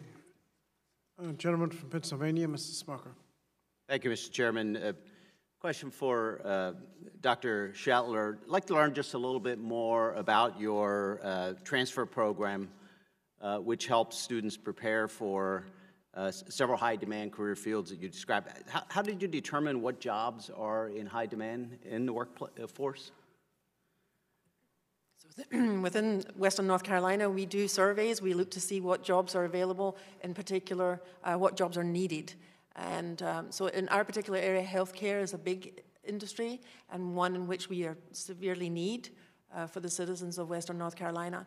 And so we make sure as an institution that we are providing the right programs with the right qualifications and the right experiences so that students will then graduate and then go into those careers and be successful. And that lifts up the whole economic development of our region. Yeah. Can you talk a little bit more about the agreements that you have in place with some of the partner colleges? Was it difficult to reach those agreements, or talk a little bit about how that came about? Well, we all have the same goal in mind for our students to be successful, and to do that, we need to make sure that we have curriculum alignment. If you're taking 2 years of community college and earning your AA degree, then those credits transfer into your 4-year degree, and then you can go through as seamlessly as possible. Advising is really key on that, so we do joint advising between the community colleges and the university, making sure that the advisors know what to say to the students if they even are thinking about going to a 4-year degree. Because a lot of students go to community colleges not thinking that they're even going to have that dream. And so advising is a real component. And then making sure that those memorandums of understanding between the colleges and the universities are clear and updated regularly as curriculum changes to meet the needs of a growing industry like healthcare. Yeah. In your mind, what could other regions learn from you? What obstacles would they have to setting up similar arrangements? It's all about communication. It's all about the best for the student and making sure that that pathway is one that is affordable. And this is where NC Promise, I think, has been fabulous, because the cost of NC Promise to the student can be similar to a community college cost. And therefore, if a student has managed to get through the 2 years and with the cost of that, to be able to transfer to Western Carolina University, for example, as an NC Promise school, means that they're already on that pathway. They know that they can afford it. They know how much debt they're going to incur, and they know that they're going to get a high-quality education provided by high-quality faculty and staff who make sure that they have the experiences that they need to be successful. Thank you. Dr. Akers, innovation in any industry is critical to increasing competition amongst providers and delivering a high-quality product to consumers at a low price. And it appears that colleges and universities, we know education is changing, but in some ways continue to use the same model that's been in existence for a long, long time, for decades and maybe longer. How can we be helpful, or maybe to what extent do you think the federal government sort of constrains what colleges and universities can do? How can we work with you to encourage more innovation in higher education? Sure. So in order for a new institution to come into existence, they need to be able to find and retain students. It's challenging for them to do that in the current space because they're competing with institutions who have eligibility for very generous aid through the Pell Grant program and access to subsidized student loans. The way to potentially allow them access to federal student aid is through the Experimental Sites Initiative and the EQUIP program. So this is an effort that was started under the Obama administration to allow innovative institutions that don't fit the standard model of what higher education looks like in this country, and therefore don't achieve the standards that are necessary to gain access to financial aid. It allowed them to partner with traditional institutions and to sort of play with federal student aid and experiment. That effort was not largely successful, perhaps because of the way it was designed. I'd encourage that the federal government continue to support those types of initiatives that don't just open the floodgates and allow federal student aid to be utilized by these new and exciting business models without any accountability, but rather to continue to test out and using different sites and trial programs for these new programs that have a proven track record of success. Great. My time, I look forward to working with you on that, but my time is up. Thank you. Thank you. The gentleman from California, Mr. Takano. Thank you, Mr. Chairman. I do appreciate that you're holding hearings on this important topic. I want to thank all of the panelists for being here today, but I want to begin my question with Mr. Quall. It's good to see you again, and thank you for being here to share your recommendations on improving college affordability. I have a letter from Chancellor Oakley of the California Community Colleges that describes how the California Community Colleges have been hit hard, particularly by the for-profit closures in the state of California. And so what happens is when for-profit companies suddenly shutter, the community colleges, which are already under-resourced, how they mobilize to provide support to effective students. So without objection, I'd like to enter this into the record. The ability of the community colleges to properly serve these students is severely hampered by the poor quality education, that students receive at the for-profit institution, and by the debt load students carry after attending one of these schools. I've heard too many stories about students attempting to transfer their credits, only to find out that almost none of their credits actually transferred, and that they're nearing the maximum, their maximum loan limit, impeding them to continue their education, in this case at community colleges. So Mr. Quall, what can the federal government do to provide better upfront accountability of for-profit institutions to better protect students? Thank you for the question, Mr. Takano. We have seen over the last few years for-profit colleges enrolling over 100,000 students close and leave them in the bind. So the instances you mentioned in California are only the latest in a long chain that began with Corinthian. It is important to have strong accountability protection, such as the gainful employment rule, which requires that typical graduates of for-profit programs be able to repay their loans. The borrower defense rule, which holds colleges accountable for illegal conduct, such as fraud. the incentive compensation rule, which prohibits deceptive and high-pressure recruiting, and the 90-10 rule, which requires at least 10% of students being willing to pay for the education out of their own pocket. So there are important accountability rules. Many of them are being neglected by the current administration, and others need to be strengthened by Congress. Yeah, I'm aware of the neglect and actually the rollback of protections. And I understand in the chairman's Aim Higher Act that we actually work to strengthen some of the protections you mentioned. How do we ensure that students aren't left with burdensome debt after a for-profit closure? Well, one important step is to make sure that students have their loans discharged after a school closes. Current law gives them the right to choose whether to transfer or get their loans discharged. Many students never actually do either, so it's important to guarantee them that automatic right to have the school discharged. We need to adequately fund tuition relief funds so that students have that means. And we also shouldn't keep students in the dark. So, you know, when the Argosy College and these other colleges closed last week, it wasn't a surprise to the executives at those colleges. It wasn't a surprise to the Department of Education, but it was a surprise to a lot of the students who were borrowing and dipping into their savings to go to those schools. That's amazing. I want to talk about income share agreements, or ISAs, that are contracts between college students and investors in which an investor agrees to pay a portion of a student's tuition for a portion of the student's future income after graduation. Speaking frankly, I see ISAs as another way to push the private market onto students, which has never resulted in positive outcomes. In an effort to shore up profits, the private market has been inclined to irresponsible and unfair practices when lending to vulnerable students, which is what led us to include consumer protections in the Dodd-Frank Act in 2010. Given the history of the private market in college financing, I'm concerned with the potential abuse of students through ISAs.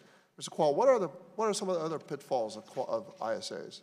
Well, I share your concerns, Mr. Takano. I think that private loans, including ISAs, will always have higher costs and weaker consumer safeguards than federal student loans do. ISAs in particular are not transparent. And because students have very different earning trajectories, sometimes because of labor market discrimination, ISAs have the potential to have higher costs for some types of students and even exclude some students from some types of programs or colleges. Well, my time has expired, Mr. Chairman. I yield back. Thank you. Thank you. Gentleman from Kansas, Mr. Watkins. Thank you, Mr. Chairman. Thank you all for being here. So I represent Eastern Kansas. It's agrarian, and there's lots of poverty issues there. And I know personally what it's like to try and deal with mounting school debt. So it seems to me the solution was a pro-economic growth policy characterized by low taxes and low regulation that allows the economy to thrive. And does it work? Well, our pro-growth economic policy has led to record low unemployment. We're enjoying over 7 million job openings. The Labor Department, when reporting on hiring competition, says that there's an increase in average hourly pay by 3.4% from last year, which is the highest in a decade. Given the strong economy, Dr. Akers, are you seeing states beginning to thoughtfully reinvest into their higher education institutions, given the strong economic performance nationally? Yeah, it does seem that there was a decline in state support of higher education following the Great Recession, and we have seen recent indications of an increase in investment. Thank you, Doctor. Chancellor Morrison-Shetler, staying with the excessive red tape subject, would you speak to any burdensome federal regulations on the higher education community that could be cut so that you can spend more focus on students and education? One of the main issues that we have is just the cost of compliance, meeting the compliance regulations and needs. It would be great if we could either keep the amount of compliance that we have to report on, or decrease it. That would certainly help us with the burden of that, because we're actually having to hire people to be able to help us with that, rather than using those resources to invest in education. Great. Thank you. Thank you, Chancellor. Thank you all for being here. Mr. Chairman, I yield back my time. Thank you. The Gentlelady from North Carolina, Dr. Adams. Thank you, Mr. Chairman. Looked like there was some extra time on there. Let me thank all of you, first of all, for being here and for your testimony. Ms. Parker, I am very moved by your story. I am a retired professor of 40 years at Bennett College in Greensboro, North Carolina, where I work with young women, just like you. I went to school like you and took my children with me, and I know the struggle. But of course, when I was in school many years ago, the cost was not nearly what it is today.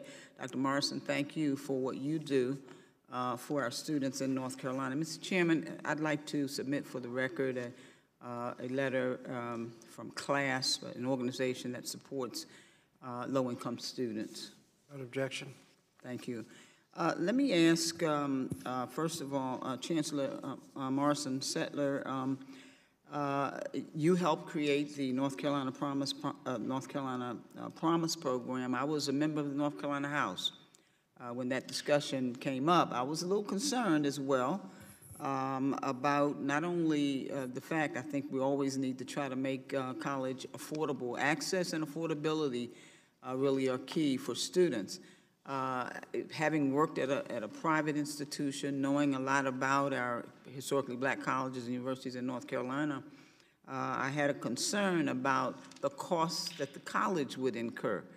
And with $500 that the students pay, do you have any information about, I know Elizabeth City is one of the schools there, fine university. I had an opportunity to talk with the chancellor, fairly recent, but I'm curious about that. And I know how it's a game changer for students, but in terms of the struggle for universities. This is a very ambitious program, and the state has stepped forward, and this first year alone, $51 million have been put towards the success of this program. And so the universities are subsidized and given the money by the state to make sure that there is no impact on the quality of the education that the institutions are able to provide. Mm-hmm. I also know that, with the universities, and this is supposed to be for what, 3 years for the students, is that correct? No, it's for the students, it's the time of the whole time that they're in the university. Oh, okay. I was trying to figure that out. Let me ask, what considerations did you give in terms of helping to get this program started? As soon as we heard about it, we wanted to work very closely with our legislators to make sure that it was functional for the universities and most importantly, that it was something that was transformational for our students. To have, particularly Western North Carolina, we have a lot of low-income students. We're a very rural area. The other two institutions are also in rural areas. We wanted to make sure that the right people were able to access this kind of program. Okay. And so the ability to let people know that this was available to them, that an education was available to them was important. Thank you, ma'am. Dr. Koval, this hearing has focused a lot of attention on hardships of students of color and what they face in terms of the student aid space.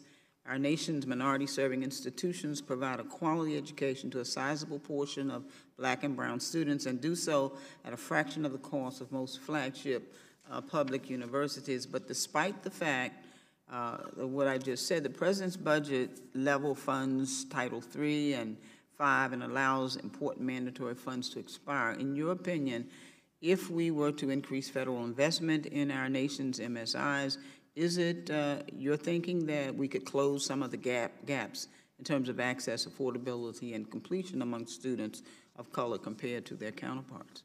Yes, we know those institutions get much less funding per student, and it's not a surprise that that's one reason why their graduation rates are not as high as some other institutions. Okay, one quick question, and I think maybe Dr. Akers spoke to this in terms of the student understanding the financial aid packages. What can we do to help them better understand it? And if we can get Ms. Parker to make a quick response too, because she commented about that as well. I think that it's important that specifically when students are going from high school to college to also educate their parents, because if you're talking about students from low economic backgrounds, it's a generational effect. It's something that is happening before it even got to that one student. Okay. I think that higher education is an incredibly complex product, and so while I hate to have a recommendation for a heavy-handed approach about how institutions should be delivering their financial aid award letters, I think it's justified that we direct some sort of standardization in the provision of that information to students. Great. Thank you very much, Mr. Chair. I yield back. Thank you. The gentleman from excuse me, the gentleman from Texas, Mr. Wright. Thank you, Mr. Chairman, and thank all of you for your testimony today. And Dr. Morrison Stetler, what you described is very similar that North Carolina is doing, and I want to compliment your state, is similar to what the university in my district has done, the University of Texas at Arlington. It's 55,000 students, including online courses.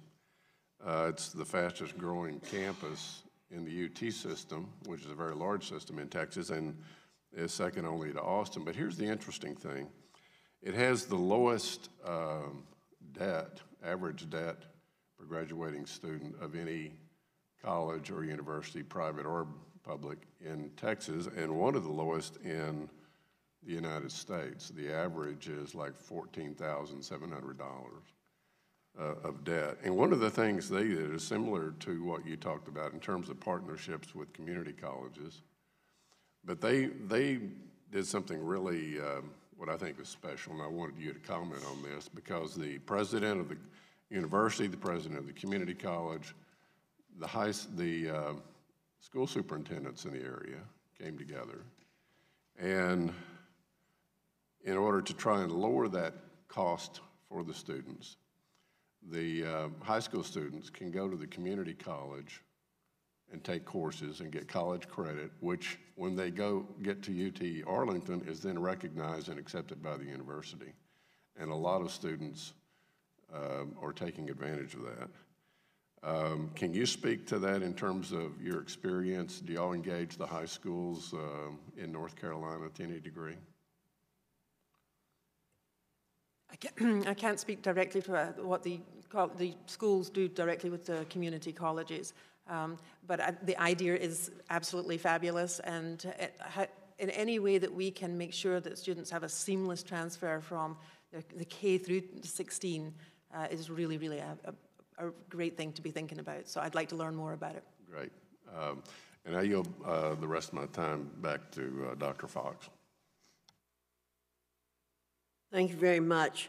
Dr. Weber, you discussed non-completion in your testimony and call it the biggest risk associated with going to college.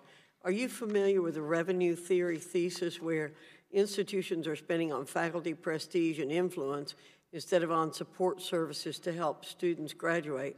I'm particularly interested in your opinion on the effects highly priced academic programs have on perceived educational quality and student access. Well, thank you for the question. It's very important. First, I'd say that there's mixed evidence as to the impact of very highly priced educational programs. Certainly, there are impacts of truly increased college quality. There are large earnings impacts from, say, going to a high-quality state flagship university versus a regional comprehensive. For any number of reasons.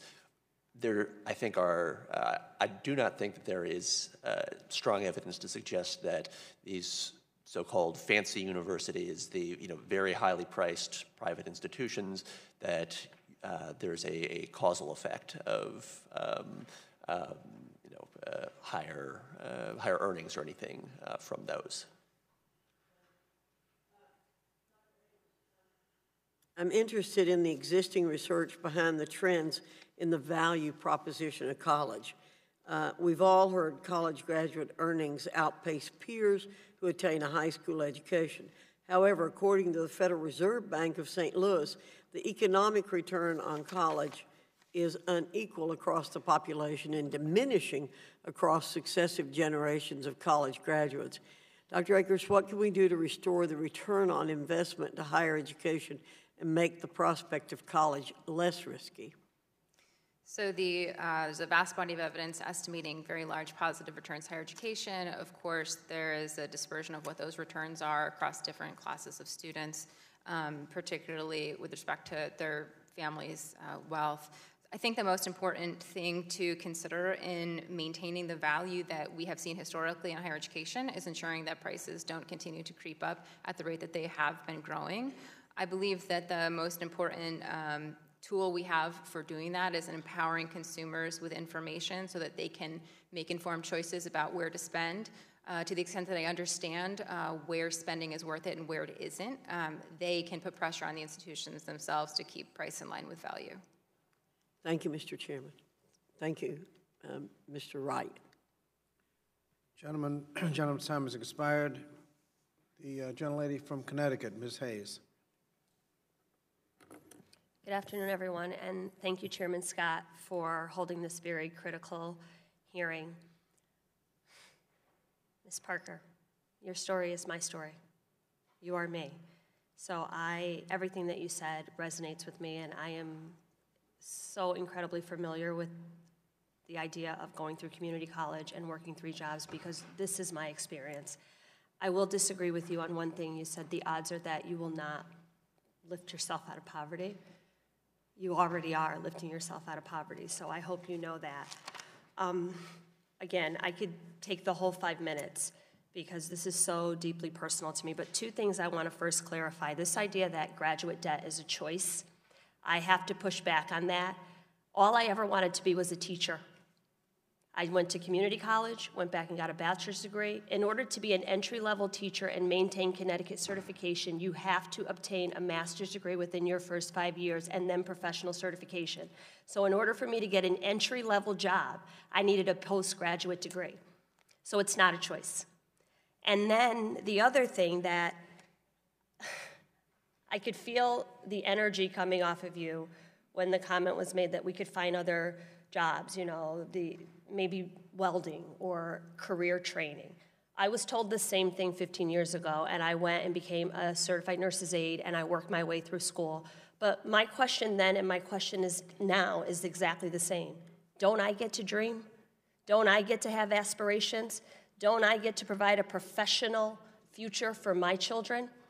So I, on purpose, chose professors that would allow me to bring my kids to class. I on purpose did those things, and what I will tell you, Ms. Parker, is that in the space of 7 years, I went from being the first person in my family to ever graduate from college to being a second-generation college-educated family because from my daughter, she saw me every day going to school, and it was never an option. And she went to college, and she, too, is a teacher now. So if you ever question what this means and why it's important, your daughter is seeing through you what the possibility is, and you do get to dream. So my question, I guess, is for Chancellor Morrison-Shetler. When we're talking about eliminating programs like the Federal Supplemental Opportunity Grants or TRIO or Gear Up, are those programs directly attacking low-income families, in your opinion? Because one of the things I was told when I couldn't get a loan or a grant was to have my mother or my family fill out a PLUS loan or a parent loan. If I'm already working 3 jobs and helping to take care of my family, my mother didn't have the capacity to fill out a loan on my behalf. So it just perpetuates this idea of generational poverty. It says if you already don't have it, you can't have access to it. So is the elimination of these programs, in your opinion, a direct attack on low-income families? I think the problem is exactly as you mentioned it. Anything that prevents people from being able to apply for any aid or support at all is attack on student learning and the ability to progress in their careers.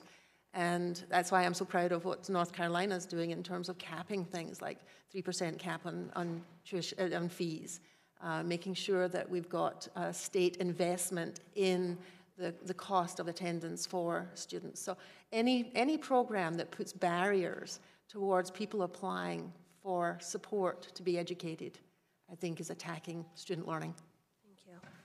And then for the remainder of my time, Ms. Parker, Actually, you figured it out a lot sooner than I did. My children were older than Journey when I decided to go back to community college, but I still would have to create opportunities for childcare and to bring them to class to do different things. What do you think would happen to other students if programs like the childcare access and childcare that currently exists were further eliminated? Thank you. First of all, thank you. I think it would give us, when I say as student parents, the opportunity to move forward and progress, and like you said, break through generational barriers that have been placed upon us. I think that if I know that there's a safe place for my child while I'm in class, I would have the bandwidth to focus more on what my studies are. Thank you. Thank you. It's my time, or no time. Sorry. Thank you. The gentleman from Wisconsin, Mr. Grothman. Sure. We've heard that part of the reason for the increase in tuition is there's a lessening of government support for the schools, and they have to make it up in tuition. But I think you said that was 30% of the upper. Tuition has gone up dramatically, though, even without that. To what do you attribute that, or how are we spending more money today compared to 30 years ago for an equivalent degree? Where's that cash going?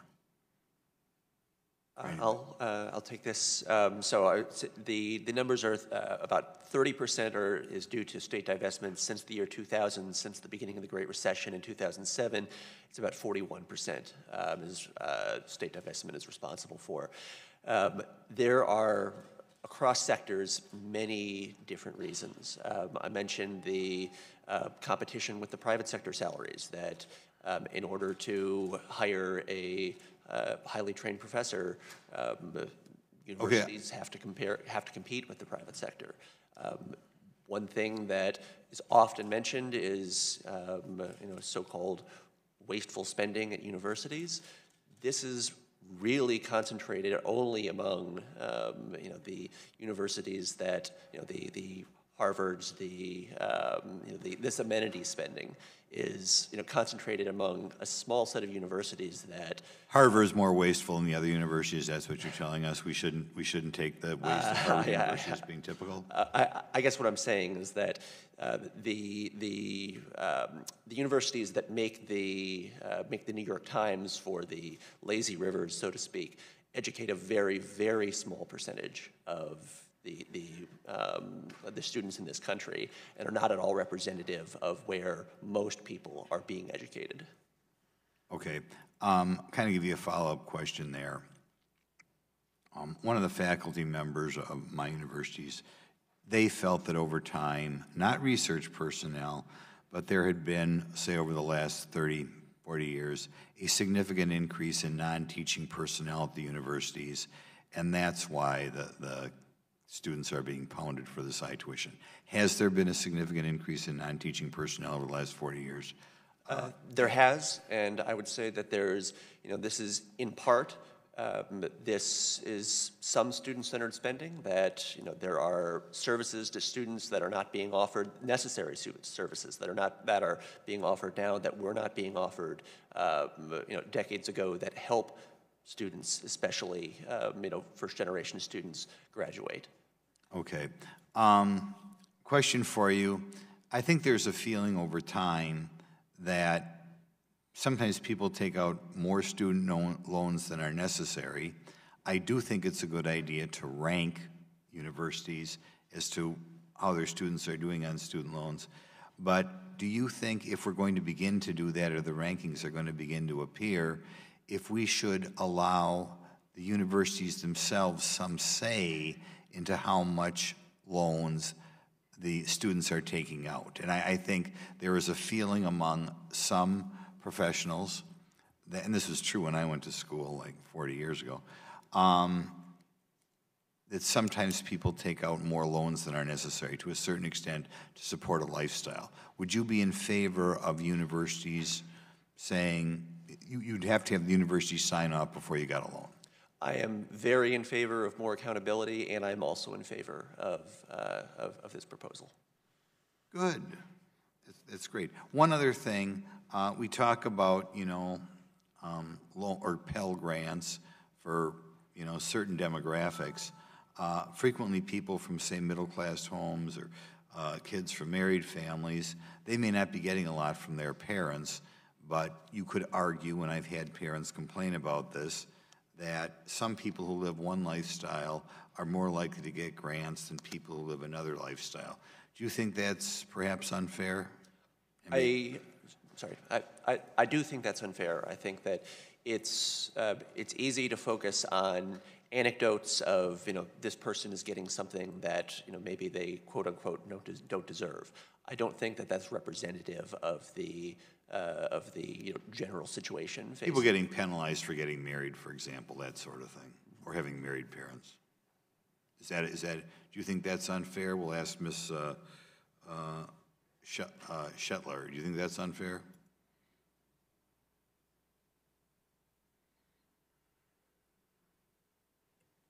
I think individuals come to university or college with different backgrounds and different support mechanisms. I'm first generation and come from a modest background, and was grateful for the grants and loans that were available to me. And so I think it's hard to sort of paint everyone with one brushstroke. I think it's often an individual choice in some cases, but sometimes a set of circumstances that occurs. So you're in favor of discrimination, or? I am not in favor of discrimination. Okay. Gentleman's time has expired. Thank you. Gentleman from California, Mr. Horder. Thank you so much all for being here on such an important subject. Dr. Kual, I'd love to start with you. Can you share with us once again what the aggregate amount of student debt is now in the United States? 1.5 trillion.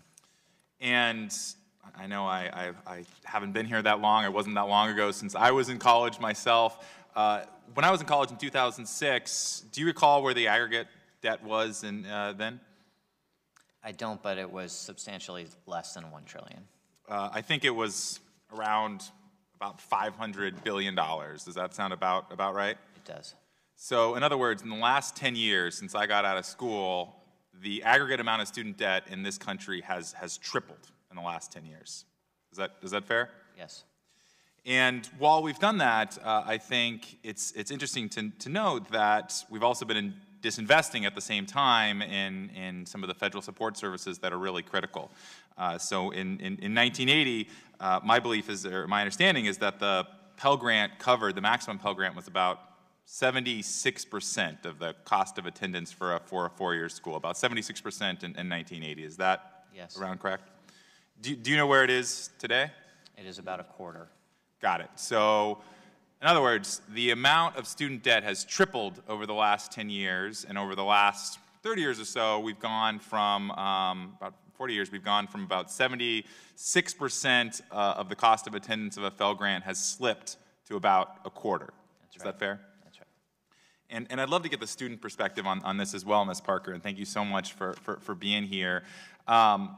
It's interesting day to day because we're about 24 hours after a real scandal in higher education, where we've seen, I think, a renewed sense of the inequality in our higher education system.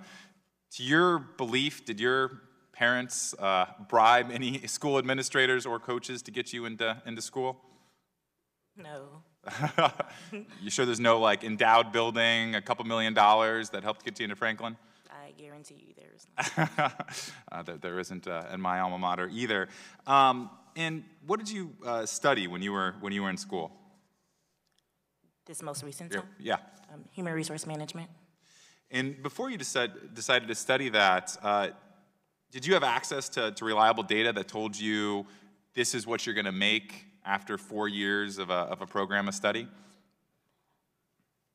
If I had access to the data, it was not something that I had background knowledge of knowing to do. Got it.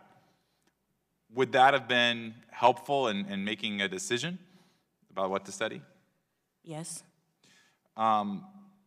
And Mr. Kjell, would you agree that students today applying to college don't necessarily have the information that they need to enroll in school? Yes.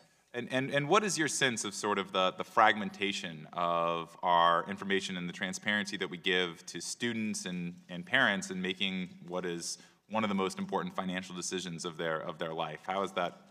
Woefully inadequate. Why do you think that is? Well, one reason is the Department of Education is prohibited from collecting data on students who don't receive student aid, which is about 30% of students. And so we only know what we make colleges report to us. We don't know how well students succeed after they transfer or they articulate to a different program. We only have limited insight into how well they do in the workforce. And so there are a lot of really critical questions that just can't be answered by a student deciding where to enroll right now. And I used to teach community college. I taught Business 101, how to write a business plan, start a company at Modesto Junior College in my community. What about community college students? You mentioned four-year students. What access to information do you have if you're doing a two-year degree? Well, it varies by state, but again, it is hard to know whether a two-year college graduate will go on to earn a four-year college degree or how likely that is. Again, access to labor market data for those earning occupational degrees is hard to come by, very rare at a program level, which is really what you want, and rare to get disaggregated by student characteristics. And so, and is there any federal standard that sort of standardizes the amount of information that students have when they're getting a two-year degree, or even a set of standards to know, what are the college graduation rates at one university versus, or one two-year degree or four-year degree as opposed to another? Is there any sort of standardization in that? So you sort of, as you're making one of the most important financial and lifelong decisions, you have sort of a good understanding of where you get the most bang for your buck? There is, the Department of Education operates what's called the College Scorecard. Again, though, it's limited in the data it has. So you mentioned graduation rates, and what the department measures is students enrolling for the first time as full-time students. And so the success of many students, like Ms. Parker, would not be captured in those statistics. So in other words, we really have two problems going on here. One is we have the cost of education that has been skyrocketing while we've been disinvesting in higher education. And the second is there's no information. This is why I'm actually sponsoring a bill that tries to make sure that we're standardizing some of these decisions, and I look forward to working across the aisle with some of my colleagues to make that a reality. Thank you so much, and I yield back my time. Thank you. The gentleman from Pennsylvania, Mr. Muser. Thank you, Chairman Scott and Dr. Fox, for holding a hearing on this extremely important issue of college affordability.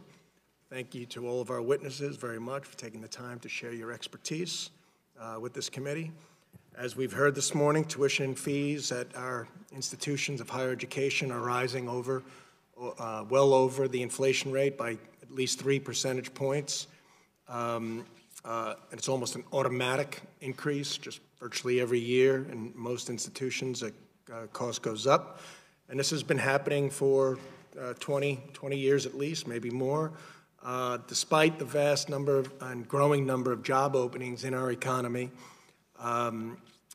We have a skills gap that must be addressed. And yet our costs continue to soar.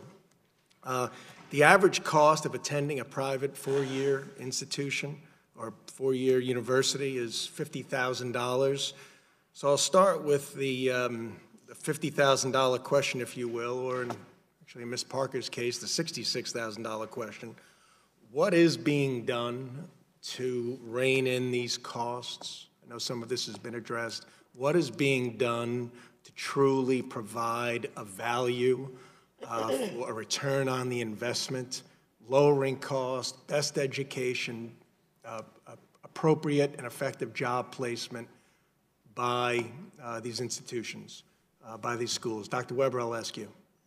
Thank you for the question. One of the biggest things that I can say at Temple University, first is an initiative called Fly in 4, which is trying to keep students on track to graduate in a reasonable time frame, and if they take longer than the 4 years, but they have met certain performance goals, then they'll they won't have to pay for classes after this point, as long as they have been, kind of meeting certain benchmarks. In terms of the job placement, I think that the best place for colleges of all types to invest in is internship programs, that the returns to a strong career placement and internship program are very, very large. And I can say that in my college, there's been a strong push towards making partnerships with businesses in the local community and really investing in this. Great. I'm certainly a fan of Temple University, and I really hear some great things, and I think your applications rate are a reflection of that. So go Owls. I'm a big fan as well. So go Owls. All right, very good. Dr. Akers, another university that does very well is Purdue University. Mitch Daniels has done some remarkable things there, and his staff, lowering costs, just making the school more attractive, and definitely delivering on job placement. Are other schools following this model, and maybe you could comment on that? Sure. So one of the innovations I'm particularly interested in that Mitch Daniels has brought to Purdue is the Back-a-Boiler program, which is their college-specific income share agreement. What that does in the case of Purdue is takes university funds and basically invests in students. So the institution is putting their own finances at risk and aligning the incentives so that when their students succeed, they succeed as an institution. We've seen that they were the first to start a program like that. We've seen other traditional institutions following suit and creating income share agreements as well. The University of Utah was, I think, the most recent large university to go in that direction. Purdue was also a leader in their recent action of acquiring Kaplan, in that they have a dramatic expansion of their online education program. I think this is a space where traditional institutions have underutilized the potential for technology to lower the cost of their provision of education. So I'm hoping that we'll see other schools following suit in that area as well. All right, terrific, thank you. And Dr. Morrison-Shetler, I just want to focus on vocational skill learning as well as filling the jobs gap that exists. Now, you mentioned in your written testimony the importance of vocational and career education. What sort of resources, what percentage of resources go towards your technical end of your school, and do the students receive the same level of student loans for vocational skills? The NC Promise program makes sure that every degree that a student wants to pursue is affordable, and that means reduction in tuition, particularly for in-stage students, to $500. The other things that we've done in terms of making sure that the students leave with less debt, for example, is that with that reduction in tuition, it's about $3,000 savings per year for our in-state students. The other things that we've done, we've got a 3% cap on our fees per year, so that those fees don't keep increasing, as you mentioned. I think that's really important to say. And across the system, we have an 8-semester fixed tuition program. And so when people are coming in to get a degree, whatever kind of degree they're getting the skills that they need. It was previously mentioned by my colleague here, internship programs, experiential learning opportunities, which allow anyone who are in any field of education to be able to show, while they're getting their degree, that they have the skills that they need to be successful. We're also seeing that our students are getting jobs based on the experiences that they're getting. And so with the cost perspective of it, the state of North Carolina is decreasing the cost for students so that they can then get the experiences that they need, get the jobs that they need when they graduate, and give back to the economy. Thank you. Gentleman's time has expired. Gentlelady from Georgia, Ms. Macbeth. Thank you, Mr. Chairman. And before I begin asking my questions, I'd like to echo my colleague, Mr. Hardin's comments. But first, by responding to the references made about the need to reduce administrative burden on colleges, it's important to keep in mind that federal regulation and oversight provides vital protections for our students. This is particularly important for low-income students and students of color who are more likely to be burdened by unmanageable debt and to be victims of fraud and abuse by unscrupulous institutions. There are, however, some bipartisan proposals for reducing compliance costs, such as the College Transparency Act. This bill would lift the ban on the collection of student-level data and make it easier for colleges to satisfy their reporting requirements. The College Transparency Act would also provide students and families with better information on the educational and workforce outcomes, which gets at some of the problems about transparency that were raised earlier today. It is true that the demographics of post-secondary students are more diverse today than ever before. More women are attending and graduating from college than men. In Georgia, the state in which I represent, 59% of college students are women.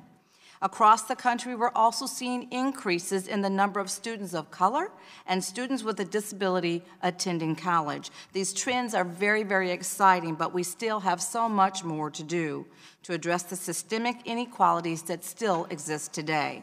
Low-income students and students of color are disproportionately affected by the costs of education and the lack of available funding, resulting in lower rates of matriculation, retention, and graduation. In Georgia and across the country, most Americans will need to attain a post-secondary degree to achieve or maintain a middle-class income. In fact, by 2020, 65% of the jobs in my state alone will require some level of higher education. Specifically, 22% will require a bachelor's degree. If a college degree continues to be the surest path to economic mobility in our society, we need to make sure that everyone has the resources, especially financial resources that they need. That is why it's critical for us to invest in Pell Grants.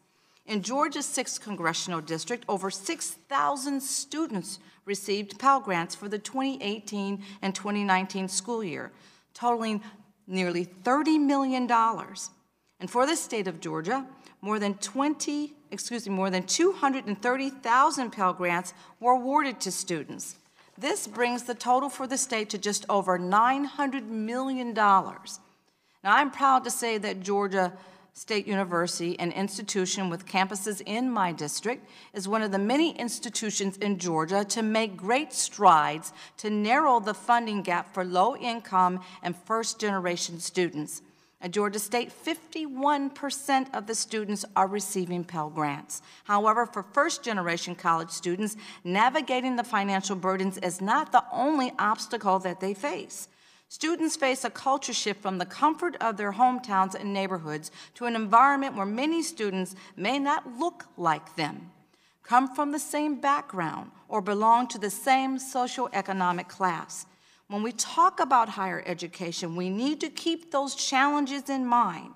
And I want us also to think beyond tuition costs when talking about completing a college degree.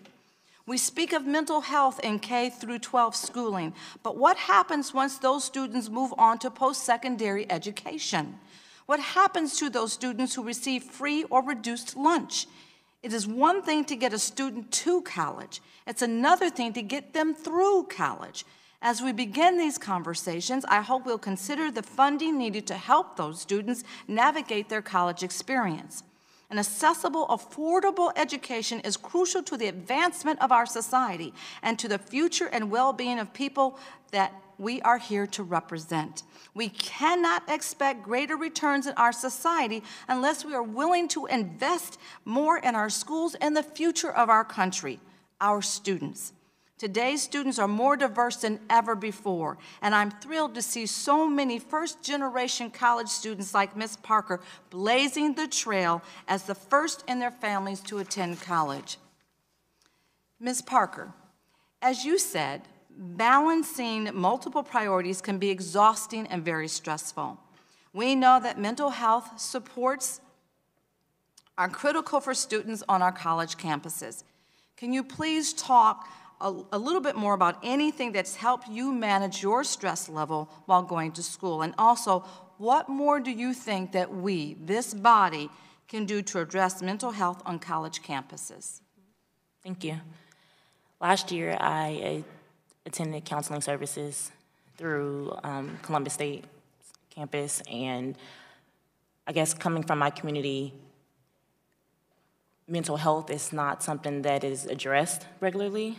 So once I found out about the counseling services, what they offered, I was like, the first session, I didn't understand why I was there, but I was like, I guess it might be good for me. But throughout the time, I realized how much I needed counseling.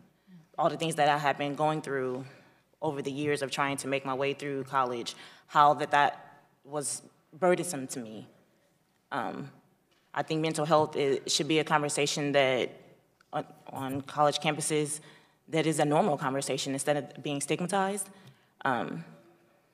and not just meant for career services. Counseling services.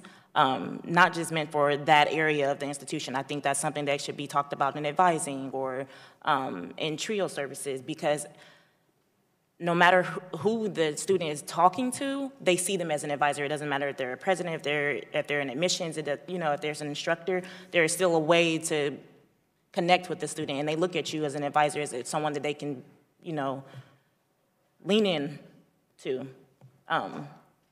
It should be a platform of a regular conversation, what mental health is and how it's needed to be able to balance all of what you have going on with the student. Thank you. Thank you. Gentlelady's time has expired. The gentleman from Idaho, Mr. Fulcher. Thank you, Mr. Chairman. I was just going to raise a topic that I haven't heard much about, and just going through your testimony, I haven't seen. And in my home state of Idaho, there's been a couple of things that has worked in a positive way to drive down the overall impact of costs. One is competition. We've got a community college that was put in place in close proximity to our largest university, and since it was put in place, the student growth has exploded there, and the prevailing increase rate of the four-year university greatly slowed down. So that was one thing. The second thing was the implementation of a dual credit system. And I was a proponent of that at the state level, and it's really taken off. And so I'd like to maybe ask Ms. Parker, just because you have a compelling story, and the demographic that you grew up in is just different than the typical demographic in my home state. And so first of all, just a question for you. If you would have had, or maybe you did have, an opportunity to receive college credit while in high school, would that have been something that you would have pursued in your circumstance? I believe in my high school, my senior year is when Columbus State partnered with my high school to offer the college credit. So it was my senior year, and I was already afraid of college. Going back, knowing what I know now, yes, I would have, but I did not take advantage of it at that time. But mind you, I'm a first-generation student, so. I understand. So, and this really could be for anyone, but perhaps I'll just ask Dr. Weber, have you seen any other states or any other track records where the dual credit system was advantageous or helpful in driving down the overall cost of college?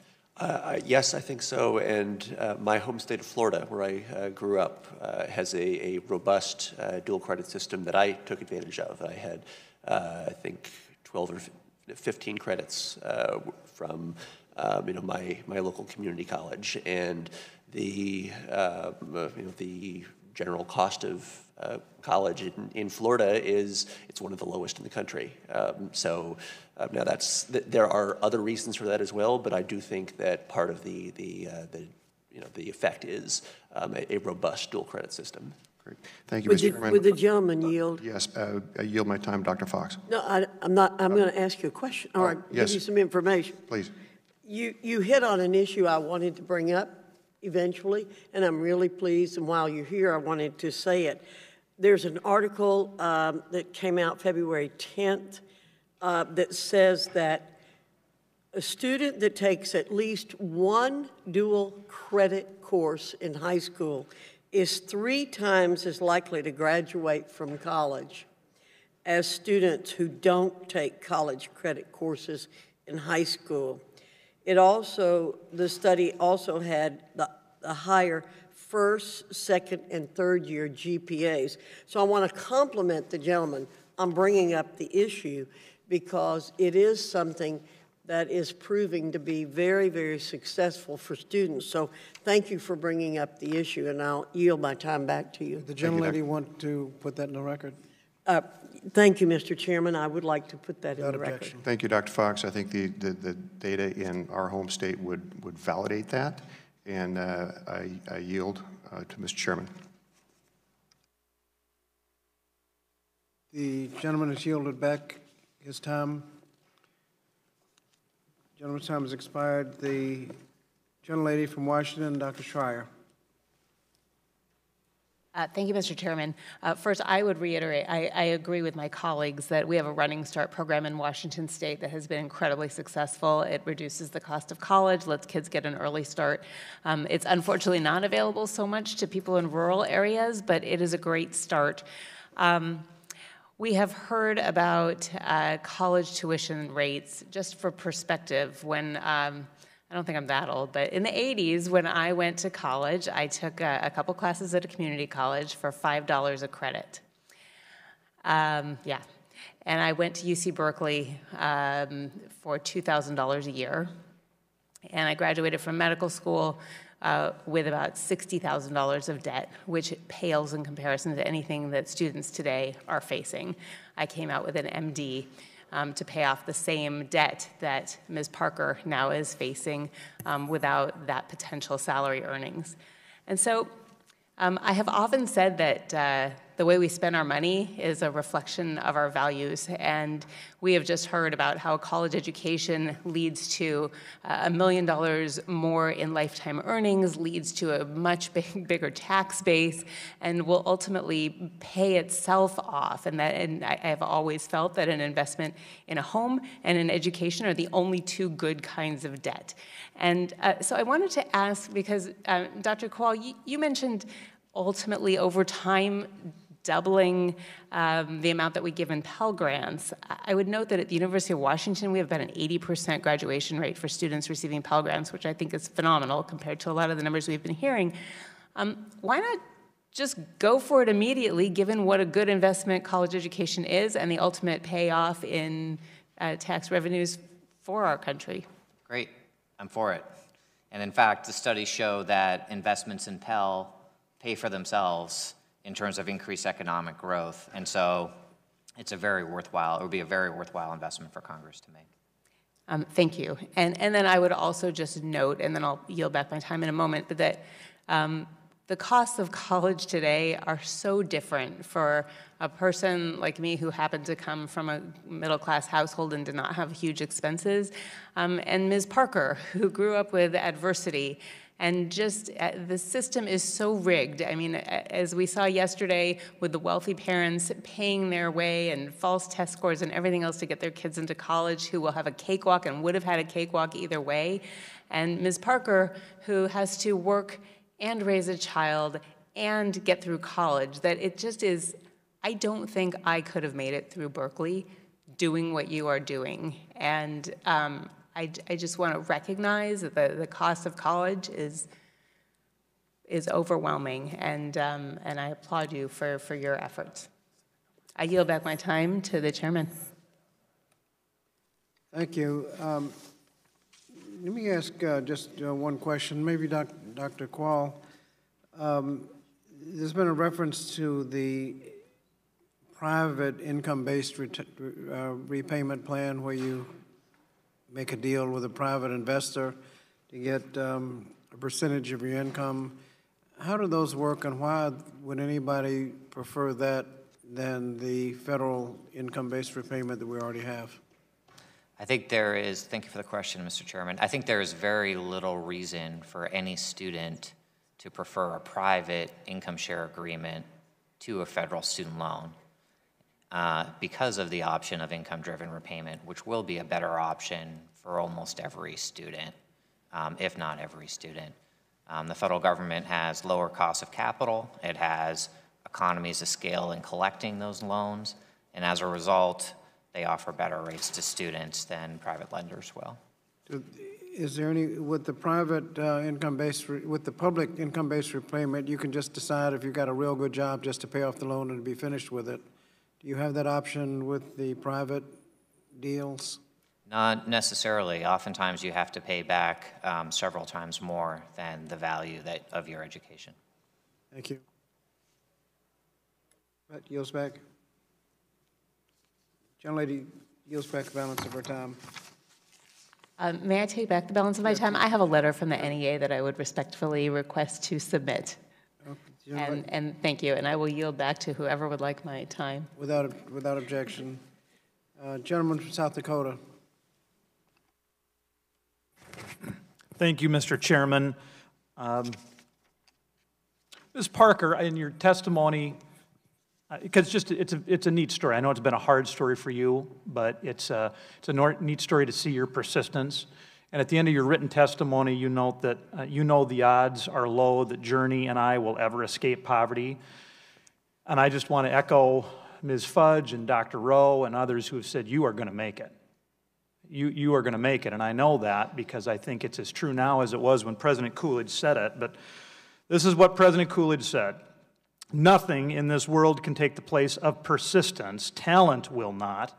Nothing is more common than unsuccessful men with talent. Genius will not. Unrewarded genius is almost a proverb. Education alone will not. The world is full of educated derelicts. Persistence and determination alone are omnipotent. Ms. Parker, boy, do you have persistence. And you're going to make it, and Journey's going to make it. And I know that you have traveled far and that there are miles yet to go in your journey, but boy, are you going to make it. And so through that journey, I know you have learned a lot. I've got 3 boys. One of them's 13. He hasn't really started to think about what is going to happen after high school yet, but I'd love to get you guys connected. Now, he's not here today, but if he was, and if he says, Ms. Parker, what advice do you have for me about what I can be doing to have a successful experience, whether that's related to affordability or other measures of student success? What would you tell him, ma'am? Get connected to as many resources as you can. Because that is my experience. I don't know how to do it without it. I don't know any other way. And to always be mindful that just because someone told you that this is the way it is, that does not mean that has to be what it is. Ask questions and continue to stay persistent. Ask questions. Boy, I think that's very well said. I mean, you'd need to be your own advocate at times in this system. We talked about how complicated it is to navigate. The system is too complicated, but there have been times you've had to be your own advocate, I assume. Yes, for years. Mm-hmm. Until I realized now, later in my educational journey, that, okay, there should have been a stepping point all those years where I could have been caught and helped and guided. So there is, we've talked a fair amount today also about there's kind of a lack of transparency and it's hard to understand grants versus loans. Some of the other panelists talked about that. Part of it's also that we're kind of dealing with monopoly money. When you're a young person and you're trying to think about paying something back over 10 or 20 or more years, it's hard to really understand the financial impact that can have. Is there a moment, maybe there wasn't, but was there a moment when you really realized, oh my gosh, this is real money, and I owe it? I understood that when I was 17 going to the University of Toledo, yet I was only taught to survive. So it was taking out the loans to make basic needs met in order to still stay in school. I went to school with no money. Like I said, I didn't have a comforter for my bed. That was real. When I got there and I arrived and I see all my peers and everyone setting up their room, they came, I didn't even think they came from money. I knew they had money because they had a comforter on their bed. I didn't know what come from money meant until I seen an extensive amount, You talked in your testimony, and I was glad you did, about how hard you've worked and how many part-time jobs, and at times more than a few of them. And we've also heard from other panelists that that can sometimes have a negative impact on student success. But I've got to think right now it'd be hard for you to make it if you were not working. Employment's a key part of your success story now, I would assume. Is that right? Yes. It's an important part of my success story, and it also has given me experience. So although I was working all these jobs and, in school, I'm able to apply the experience that I've worked in all these jobs to what is relevant to me now and in my career. Well, this has been very well said. The panelists have done a great job. Ms. Parker, you've done a great job. And I think, we do need to talk about we need to have a robust conversation about what is the role of government in aiding student success and in increasing affordability. But you're a great example of somebody who's also doing what you can on your end. Hard work, curiosity, being your own advocate, being persistent. I mean, there are a lot of things that students need to own to be successful, and ma'am, you are owning them. Mr. Chairman, if I can, I'd like to yield back a little time to the ranking member. Mr. Chairman, to be fair, there's not enough time to ask a question. Thank you. The gentleman's time has expired. Let's see, gentlelady from Florida, Ms. Chilela. Thank you very much, Mr. Chairman. First, I'd like to introduce into the record a letter from CLASS, the Center for Law and Social Policy. To the panel, and I think you've done an excellent job, but tuition is more complicated than just what the sticker price is, because so many of the colleges and universities in this country, with probably the exception of the for-profit institutions, discount tuition in a variety of ways. Sometimes it's a scholarship, sometimes it's just offering a lower price. And so it's hard to analyze whether tuition alone is the factor. And it seems to me that one of the things we've learned is these wraparound services that Ms. Parker has indicated that made a real difference for her. Access to housing, access to other kinds of income and support services, in addition to the fact that she took a job. So could you talk a little about what the actual tuition is and how analysts treat that in relationship to student success? So I think that you bring up a very good point. There's the sticker price of tuition, what it says on the website, and I do want to say this matters. It does deter people from who just see the prospect of these really big numbers with. And they're very reluctant to take out so much debt, and they're not aware of the financial aid that they're actually going to receive. But then what students actually pay. One of the problems is that what they actually pay is going to differ from year to year. It's not clear what they're going to get from one year to the next.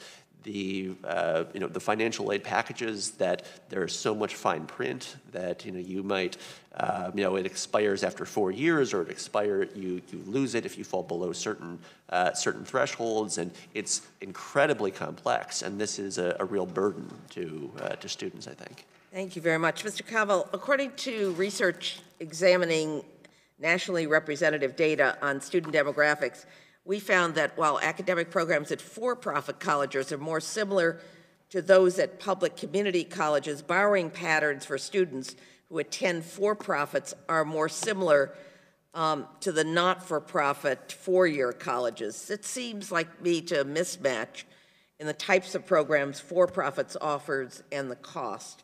Have you looked at that differential in looking at the cost of college?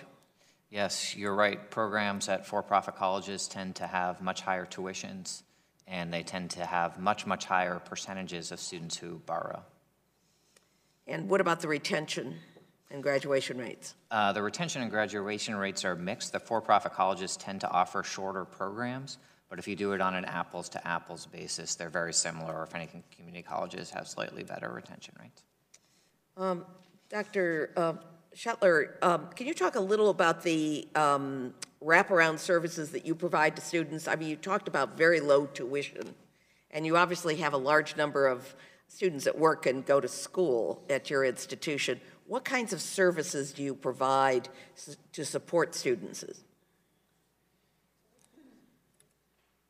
Educational support, obviously, is things like advising and to attain the skills that they need to be successful in their degree.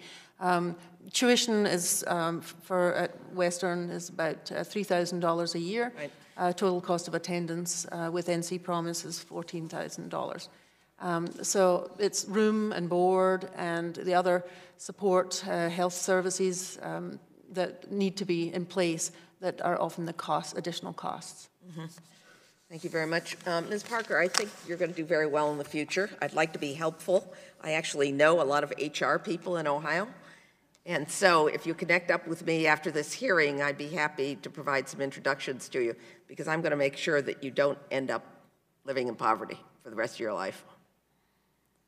Thank you. I yield back my time. His time has expired. Gentleman from Virginia, Mr. Kline.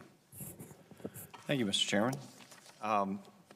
The cost of higher education has unjustifiably run rampant in recent years, and the overall cost of college is increasing as a result of many underwritten factors, including administrative costs. While some of my colleagues claim that college can and should be free, the fact is college can never truly be free. Costs are simply masked. That being said, students should have the option to attend an institution that prepares and enables them to be contributing members of society. The problem of accessibility is twofold, which includes both the access for students to attend and their success and completion while at college. We should not reach a point at which the cost of education is entirely prohibitive, but recognizing this, just as accessibility is important, so are graduation rates. So, Mr. Weber, I'd ask you, in your testimony, you state that only 60% of students at four-year schools will earn a degree within 6 years of initial enrollment. With more and more resources at schools being devoted to administrative costs, why are we not seeing a higher percentage of graduation, and what benefits are they providing, if not contributing to student success by ensuring their graduation?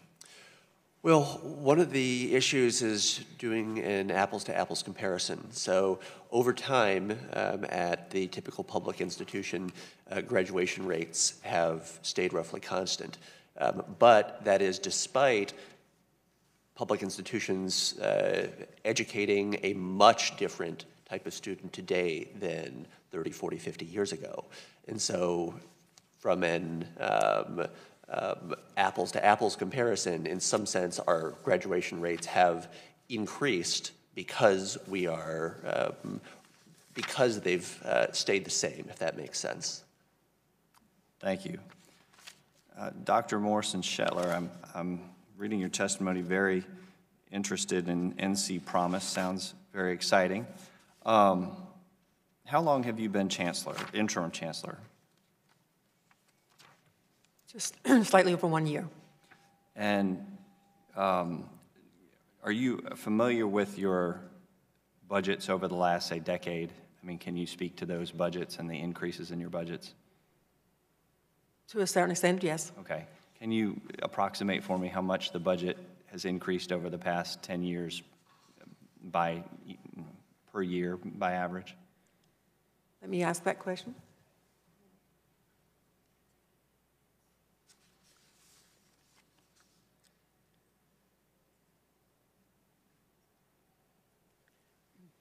I just wanted to make sure it was somebody who actually has the numbers.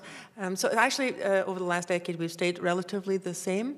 What has happened is that we've had a decrease in sort of capital expenditures or the ability to invest in our current capital, and that is changing.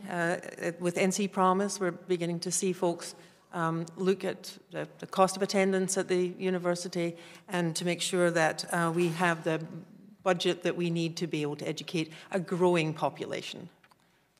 That is not the answer I expected, so I want to commend you for keeping your budgets under control. And given that you have seen such a spike in enrollment, can you speak to other ways in which you as a higher education institution have managed to control costs on your own? Because from my perspective, and I have a lot of different colleges and universities in my district, they see continuing pressures on their costs.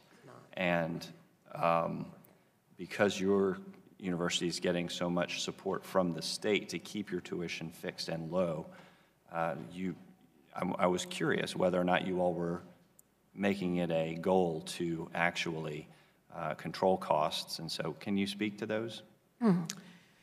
Most definitely, and I had mentioned this previously, but one of the things that the NC Promise is doing is helping us with retention, and so having our students be able to stay on at the university is reducing their cost, total cost of education. Not their costs, your costs. My costs. So one of the things that again, the system is doing is capped fees, and so that we can't go above 3% in terms of increasing our fees. So what we have to do, if we're not getting those additional funds, then we're looking at reallocating to make sure that we're focusing. Western Carolina University doesn't do everything. It does specific things really well. And so in past years, prior to my time coming to Western Carolina, we looked at program prioritization. What are the kinds of programs that we're doing? Is it the right programs for our region? And if it's not, then are we eliminating those programs and focusing more our resources in other areas? The other things that we do, reallocation of resources is always the key to this. If you don't have the money, what are your priorities? And the values of your institution, follow the money. And so we have a very strong strategic plan that has a focus on success, student success, time to graduation, retention, and we make sure our resources follow those values, those metrics, and the issues that we are accountable for. So, thank you very much. Reallocation. Great. Thank you, Mr. Chairman. I yield back.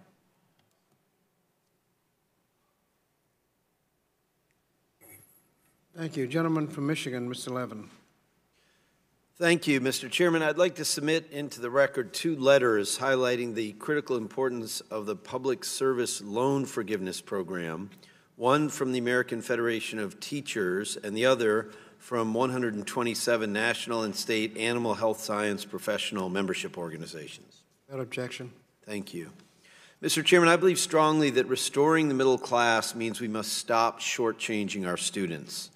All students in our country deserve a high-quality education that helps them reach their full potentials, and we must invest in higher education so students like Ms. Parker aren't buried in debt when they graduate. I also believe strongly in loan forgiveness for those who make the financial sacrifice to use their skills in public service, such as working as teachers, firefighters, public defenders, nurses, or members of the military. The PSLF, or the Public Service Loan Forgiveness Program, created with bipartisan support in 2007, offers loan forgiveness to individuals after they work in public service careers for 10 years. The program was designed to ensure that talented individuals, including teachers, service members, and veterans, can pursue careers in public service even if they take out loans to obtain a degree. Dr. Quall, I'd like to ask you a question. I think we worked together in previous lives. It's good to see you again. What would eliminating the PSLF program do to diversity of the public sector workforce? Would it make it harder for underrepresented groups to pursue careers in teaching and nursing and the like? It would. We know low-income students and students of color are more likely to borrow, and they borrow more. And so it would make those career choices more challenging for them. And how would eliminating this program make it harder for low-income individuals in particular to pursue careers in public service? Well, we know student debt is an obstacle for students making their career choices, and students with higher debts are less likely to choose low-paid careers, including public service careers. Thank you. Today's college students often struggle to find adequate, affordable housing options near their campus. In fact, researchers believe that the population of homeless students in higher education is close to 1.5 million.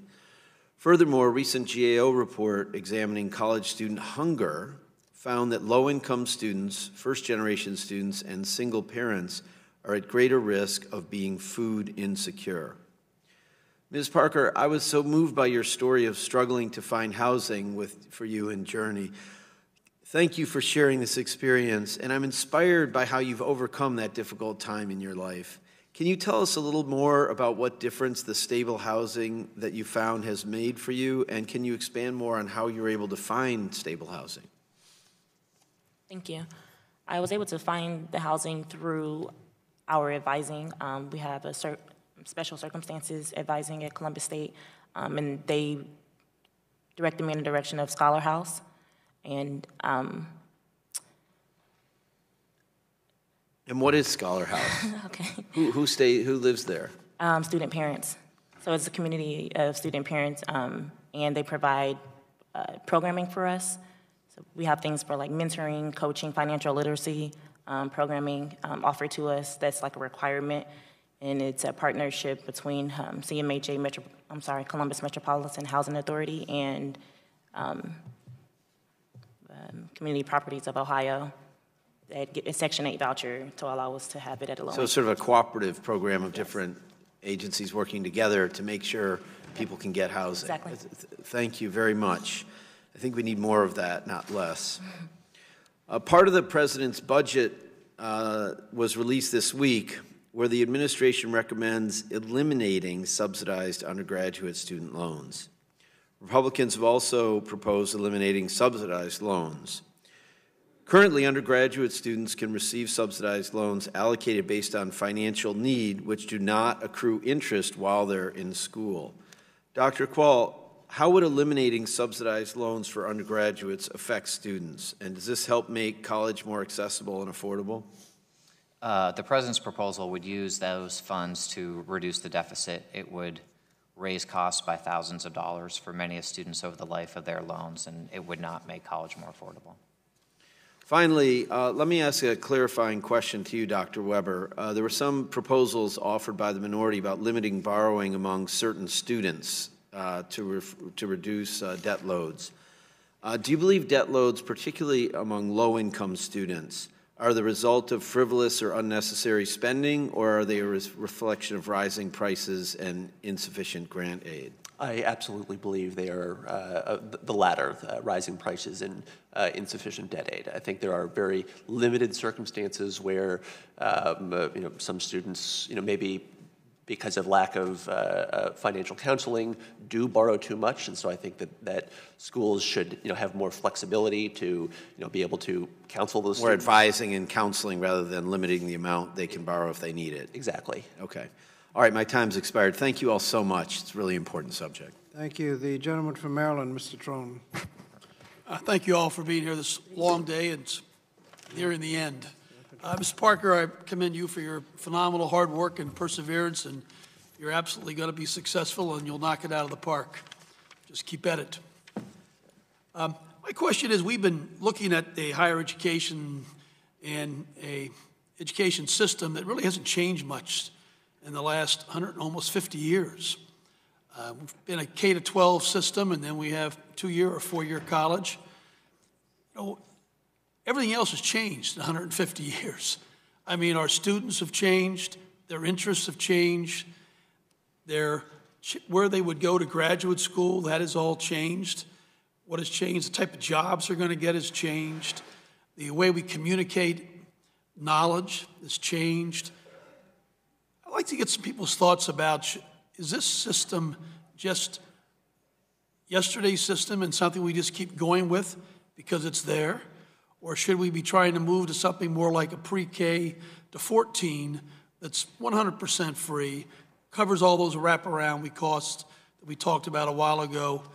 And what state has done a best practice in this area that could be something we can learn from and emulate? Start with Dr. Morrison-Shelter.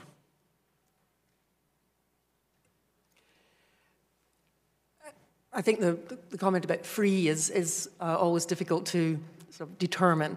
One of the things that NC Promise does is a little different from others, is that it's the first dollar. And so the students come and they know what their tuition is going to be, they know what their other costs are going to be, and then they can apply other loans and grants to that. So I think making this a process that's more transparent, making a process that is more accessible, particularly for low-income or first-generation students, would be really, really important. And making sure that our education is helping our students get the right kind of jobs At Western Carolina University, we do needs assessment in our community. What are the skills that are needed? What are the kinds of things that would help our economy? And a nimble enough university to be able to say, okay, we need to be focusing on growing those particular things. So I think really knowing what your circumstances are, we're in rural Western North Carolina, we know what the needs of our community are, and as an institution we meet those needs and we exceed those needs if we possibly can, but we have to be nimble to be able to do that. Other thoughts on that? Mr. Chairman, if I might, there is an interesting experiment happening in Detroit with the Kresge Foundation about combining K-12 schools with a four-year residential college. Would be interesting to explore with you. How many states actually have a quote-unquote free first dollar or last dollar community college, two-year college? Anybody have a number on that? I don't think there is any state that is entirely free. Tennessee? No? Tennessee is covered in large part using Pell Grants. They have a last dollar scholarship. Okay. Let's talk about workforce a minute. We support, there's a lot of ideas and innovation, promoting multiple pathways to students to learn and success in the workplace. At the end of the day, that's what they're looking for, success in the workplace and a job. And sometimes these programs don't actually prepare people adequately. But what kind of safeguards do we need if we're spending federal financial aid dollars to folks to help pursue workforce-focused programs? Are students able to use their federal financial aid to help in these workforce programs? In many cases, students are able to choose degrees or certificates offered by community colleges or trade schools that have direct occupational value. In order to get a Pell Grant, you must be attending a program at least the length of a traditional academic semester, which is 15 weeks. There are some proposals to allow shorter-term programs to receive Pell Grants. Those programs may not necessarily be offered for academic credit. They may not necessarily be accredited. And so my view is there are a lot of those programs that are high in quality and that are worthy of support, but we do need to be careful, not just the types of programs that meet those criteria today, but the types of programs that might be created to meet those criteria. Okay, thank you. Thank you. The gentleman's time has almost expired. Thank you. The gentlelady from North Carolina, Ranking Member Dr. Fox. Thank you, Mr. Chairman. First, Ms. Parker, I want to congratulate you on getting your associate's degree and on continuing your education. I will tell you that I was very, very poor growing up, but I worked my way through college. It took me 7 years, and I had a family. And so I want to encourage you, as other people have, to continue to do what you do, because getting your degree, I hope, will be worthwhile for you. It has certainly been for me, and so I commend you for continuing to do what you're doing. Dr. Akers, I want to go back to the issue of the public service loan forgiveness programs. And in your testimony, you mentioned that it's estimated to cost $24 billion over the next 10 years. Could you give a few examples of how the PSLF is inequitable and poorly designed? Sure. So I have no objection to subsidizing employment in careers that serve the public good and that are undersubscribed with the market wages that exist in them. But I firmly believe that the student lending program is the wrong place to provide those subsidies. It's sort of an obvious example of where there's inequity is you could imagine two nurses working in a nonprofit hospital system. One of them went to college and had the experience that Ms. Parker talked about with pizza and partying in dorms, and then the other, scrimped and saved to have a low-cost experience. The individual who has high amount of debt will have their loans forgiven, essentially receiving a very large subsidy of taxpayer dollars, while the person who was more careful with their spending does not receive this subsidy. I would much prefer if we just choose to support particular professions that those subsidies be delivered through something like a tax credit that motivates all individuals to enter that profession rather than just those who have spent large sums on their education. Well, thank you for that example. I think, of course, what Ms. Parker said, her idea before she went to college was that it was a vacation. And I think many people see that the taxpayers are subsidizing those kinds of students who are going to college to be on vacation and not having the kind of seriousness that other students have. And I think your example is an excellent one. Dr. Morrison-Shetler, thank you for coming to Washington to testify about the wonderful things that are going on at Western Carolina and other places in North Carolina. I think talking about the Carolina Promise, talking about the programs that you all have where students can transfer from community college and make sure that their credits transfer into their degree programs. I happen to think North Carolina is doing a lot of good things in that regard.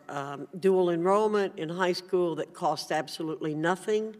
And that is, by the way, correct all throughout the state. I know you were a little unsure about how to answer that question before, but it's been going on a long time before I was involved and before Ms. Adams and I were both in the General Assembly, that program started. So it's been going on a long time.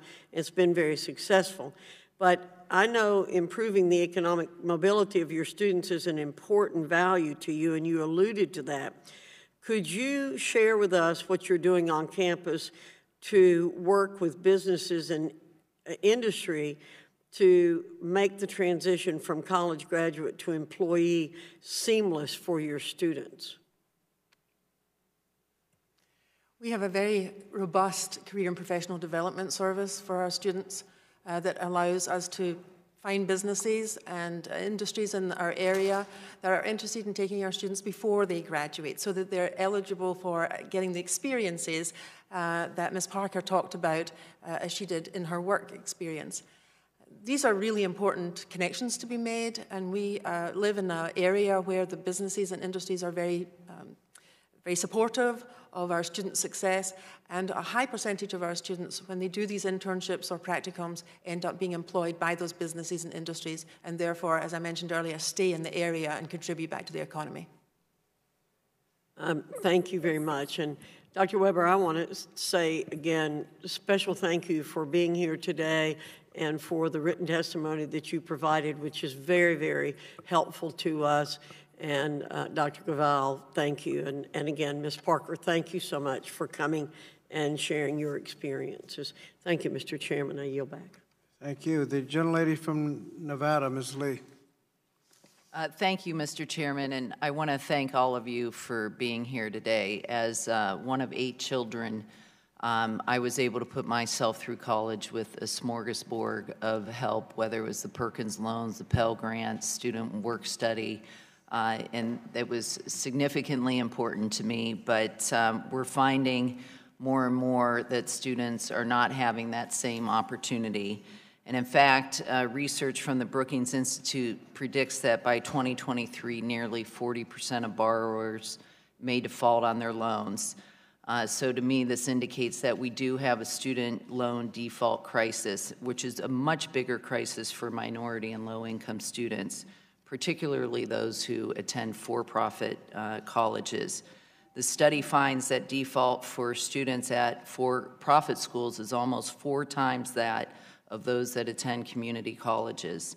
We also know that Black students are 3 times more likely to enroll in for-profit colleges than their peers, and students at the bottom quartile are twice as likely to enroll at for-profit colleges than students in the top. Mr. Quall, I wanted to ask you, given these statistics, can you explain why students who attend for-profit institutions are at greater risk of default? For-profit colleges tend to be significantly more expensive. They tend to be priced at the level that would require you to borrow a federal student loan at the maximum level.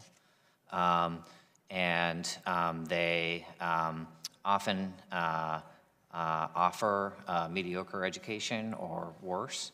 And as a result, we do see a lot of students defaulting or failing to make payments on their student loans. Thank you. You had said earlier that, like you said, that students that qualify from these for-profit colleges actually may do worse in the labor market than they otherwise would do, even if they didn't go to school. This happens even though the credentials they offer tend to be 30 to 40% more expensive. ABC interviewed a young veteran, Brian Babcock, a couple years ago, who served our country in Iraq, and his plan was police work when he graduated. He used his GI Bill money to pursue criminal justice degree at ITT Tech, which we all know what happened with that. He heard about the school on a commercial. ITT promised him that all police agencies would take his credential, and they even helped him fill out the student loan application, which led him to borrow up to $70,000. He went on to apply to 20 to 23 police departments to only find out that none of them recognized this degree. We just discovered today, and this is a particularly important point in Nevada. We have a lot of for-profit universities that have shut their doors, 30 in the last 10 years. And we just discovered today that 1,733 GI Bill recipients were affected by the most recent closures of the Dream Education schools, of which one is in my district alone. Can you explain more specifically, speak to why minority students and veterans tend to be the target of these predatory recruitment practices by for-profits? I think in many cases, students don't have experience with college. They have family members who don't have experience with college.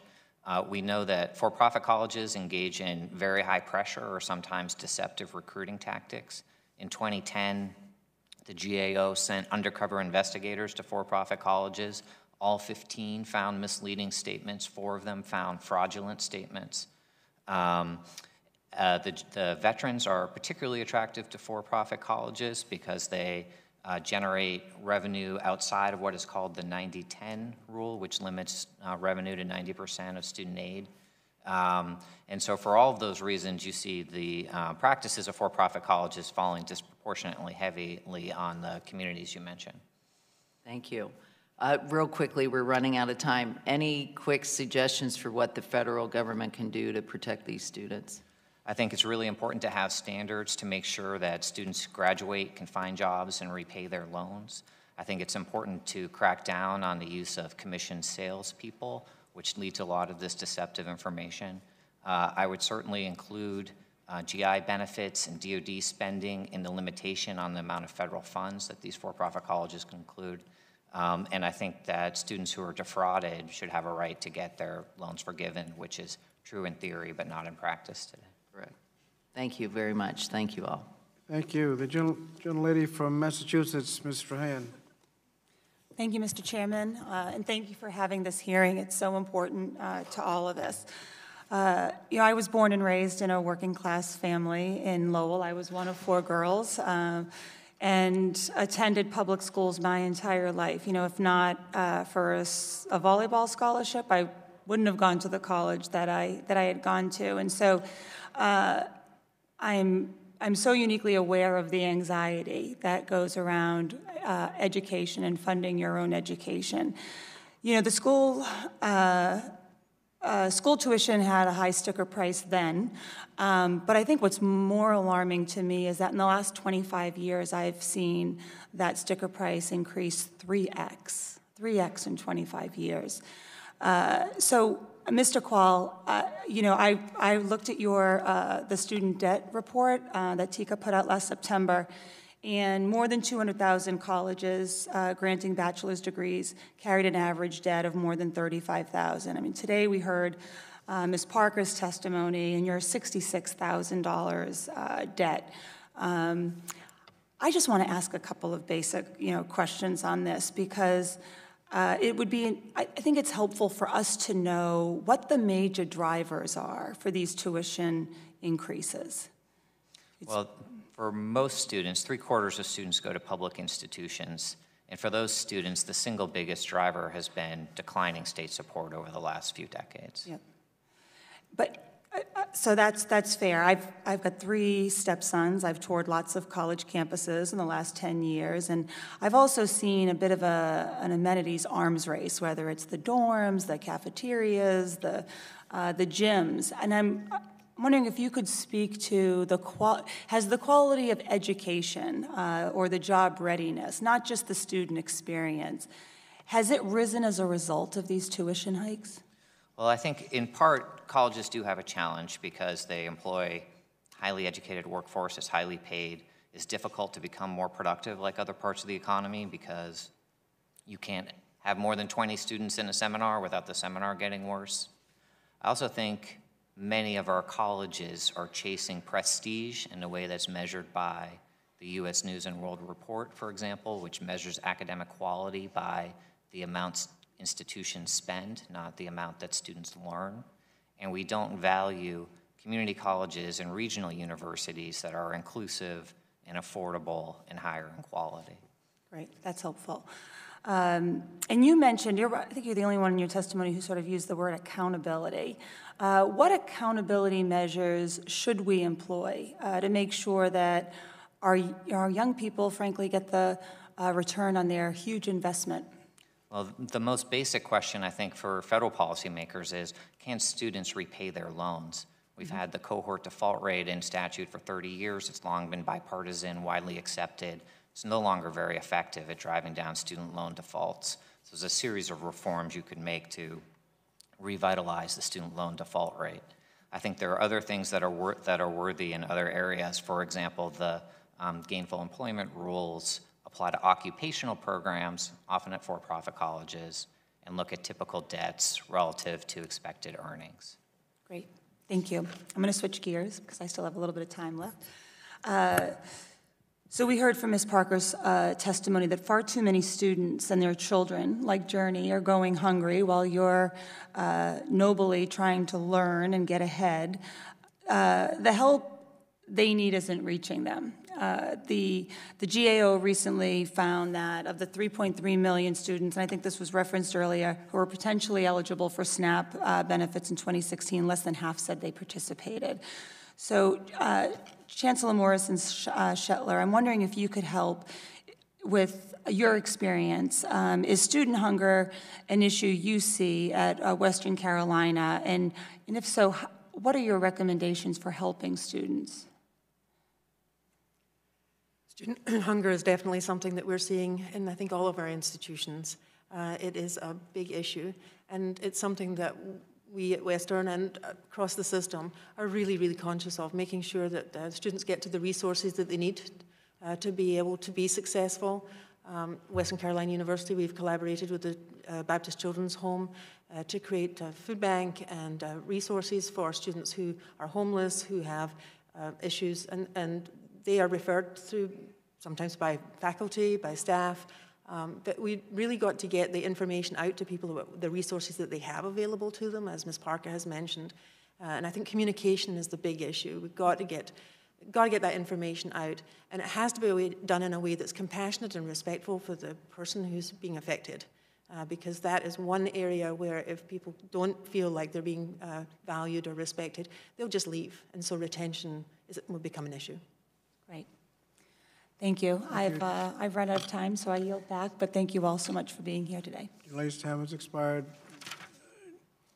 Gentlelady from Washington, Ms. Jayapal. Thank you, Mr. Chairman, and thank you for holding these important hearings. Thank you to the panel for being here. This has been an issue that's been important to me for some years, and I think that, if I'm not mistaken, Dr. Call, when you were with the Obama administration and I was writing my bill in the state Senate for the Washington Promise Act, I believe we worked with you, so thank you for your help back then. And we did just in Seattle, we have one of the best community college systems in the country. We did just in Seattle add a 13th year to sort of the K-12 continuum, and so we're excited to see how that goes. In Washington State, just to echo some of the comments of my colleague that just spoke, we went from the state covering 66% of the cost of college, public universities in 2008, to now covering only 35%. And we're in a very high, very unaffordable, let's put it that way, area in terms of our living costs. So the challenges for students are tremendous, and I want to congratulate you, Ms. Parker, and all of the students across our country who go through such challenges. Let me start with you, Chancellor, and thank you so much for your work on the North Carolina Promise program. I wanted to ask if you could zero in a little bit on what you have found around college accessibility and income diversity of your students in particular. Any specific reflections on that connection? The metrics that the UNC system have put forward to us as a result of just affordability and access across the system, but then also including NC Promise, is really to focus on making sure that low-income students, first-generation students, have access to a high-quality, affordable degree. And as a result, the NC Promise system chose 3 institutions that allow students less than 150 miles travel to get to college where they can get a 4-year degree, which means that you're basically supporting your community. And that's really, really important. And so people coming to Western and to Pembroke and to Elizabeth City are people who want to have a high-quality education, wouldn't normally have been able to afford it, but with NC Promise, that has allowed them to do that. So we are seeing increases in retention and time to graduation, even in the fact that we've just been at this for a short period of time. But we're seeing particularly student retention because they're not having the financial impact that they would have otherwise. That's perfect, because my next question was going to be around, sometimes we separate cost and affordability from completion. And in my experience, and the students I've spoken to, and I've talked to tens of thousands now across Washington State, there's a very direct connection, because if you don't have the aid, if you have to go out and have a second job or a third job, if you can't afford your textbooks or a computer now, because everything's, it really affects your ability to complete. And so can you speak to that? I know it's early, but can you speak to that, and perhaps any of the other panelists that might want to comment on that relationship, because they're so often separated. What comments do you have around that, completion? And NC Promise is a first dollar program, and so students know exactly how much it's going to cost with their tuition and their fees, room and board, etc. And so that knowledge allows planning, that knowledge allows seeking other resources to complete that cost of attendance, and that is something that I would love to see as having a simpler process, a more transparent process, something that first-generation students or low-income students can have access to and be successful at. That would be a huge game changer for the people and the students that you're talking about. Well, and actually, I just want to say before asking if any of you have comments on that, that I actually have championed a proposal to invest in a federal-state partnership to make public college both 4-year and 2-year tuition and fee-free for everybody. And under the plan, the federal government would cover 2/3 of the cost of eliminating tuition and fees, and the states would cover 1/3. And I believe that actually that's a really important cornerstone of higher education reauthorization. But you look like you were going to say something, Dr. Weber. Yes, I was just going to say that I think you hit the nail right on the head with respect to affordability and completion, that on average, a college degree pays off in spades. And this is true for the vast majority of people. But risk is really the important thing here, that downside risk. The people who are in the single worst position are those who do not complete. And for them, right, college is not affordable. Exactly. Dr. Quall, I just have a couple seconds here. Just to add, we have this idea of college students as being upper middle class, temporarily eating Taco Bell. And the reality of their lives today are really very different. And we need to think about costs of supporting children, other family members, emergency expenses. There's a whole range of costs that get in the way of completion that we don't deal with. Thank you so much. I yield back. Thank you. I recognize myself for a couple of questions. I see the votes have been called. Mr. Quall, you mentioned the problems with the public service loan forgiveness, that it's good in theory, but is problematic in reality. Is the problem legislative or administrative? Both. I think it would help to simplify the types of repayment plans that are eligible for public service loan forgiveness. The types of employment is unclear, could be clarified by the department, could also be clarified by Congress. You're saying that somebody can be working year after year thinking they're in a plan and not knowing, and you get after the 10 years, all of a sudden, you don't get any credit? That's not only hypothetical, that's happened. And is that legislative or administrative? There is a mess. In many cases, the department has given inaccurate, or its contractors have, inaccurate information to students. But I think there is an opportunity for Congress to fix it. Are you talking about a problem with servicers? Yes. And you mentioned the cost of the for-profit colleges is higher than community college for the same program.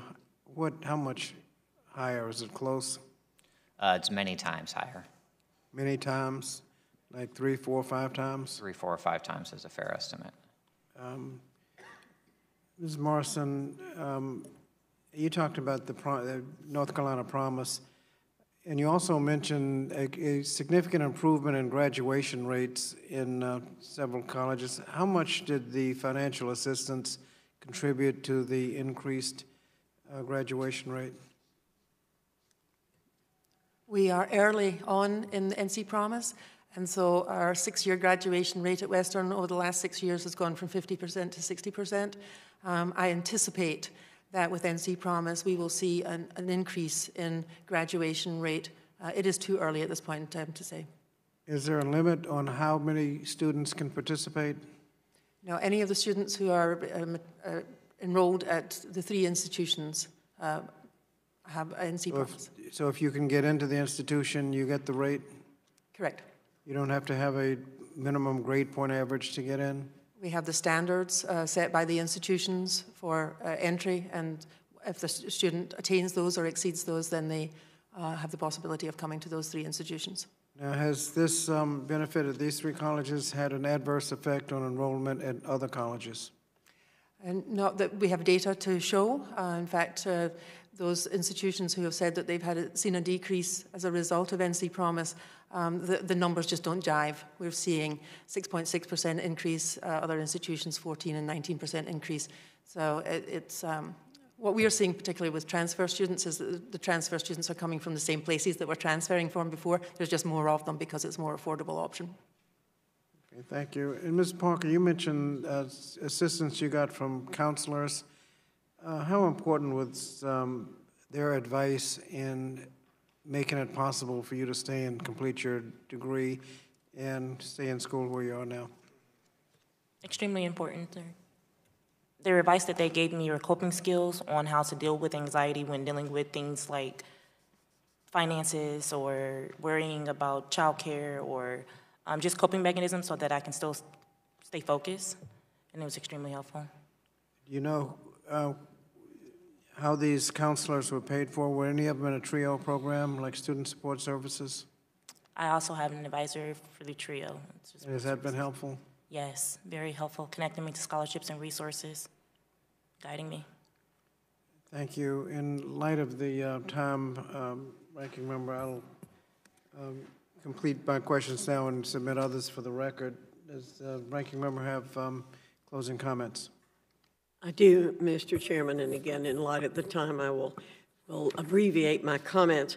I do want to say that I will submit to Dr. Weber a question about a comment he made about Temple that I'd like to have some clarification on, but I'll do that. Mr. Chairman, I want to again commend you for having this hearing and appreciate the opportunity to collaborate with you on it. But there's a void in our focus, I think, today, and that's the issue of the responsibility of the institutions and the states. Because we see over and over that the issue is completion. I'm looking forward to some of the other hearings in this series that'll help us focus more on why so few students are completing and why so many students are not seeking the educational program that best suits their interest.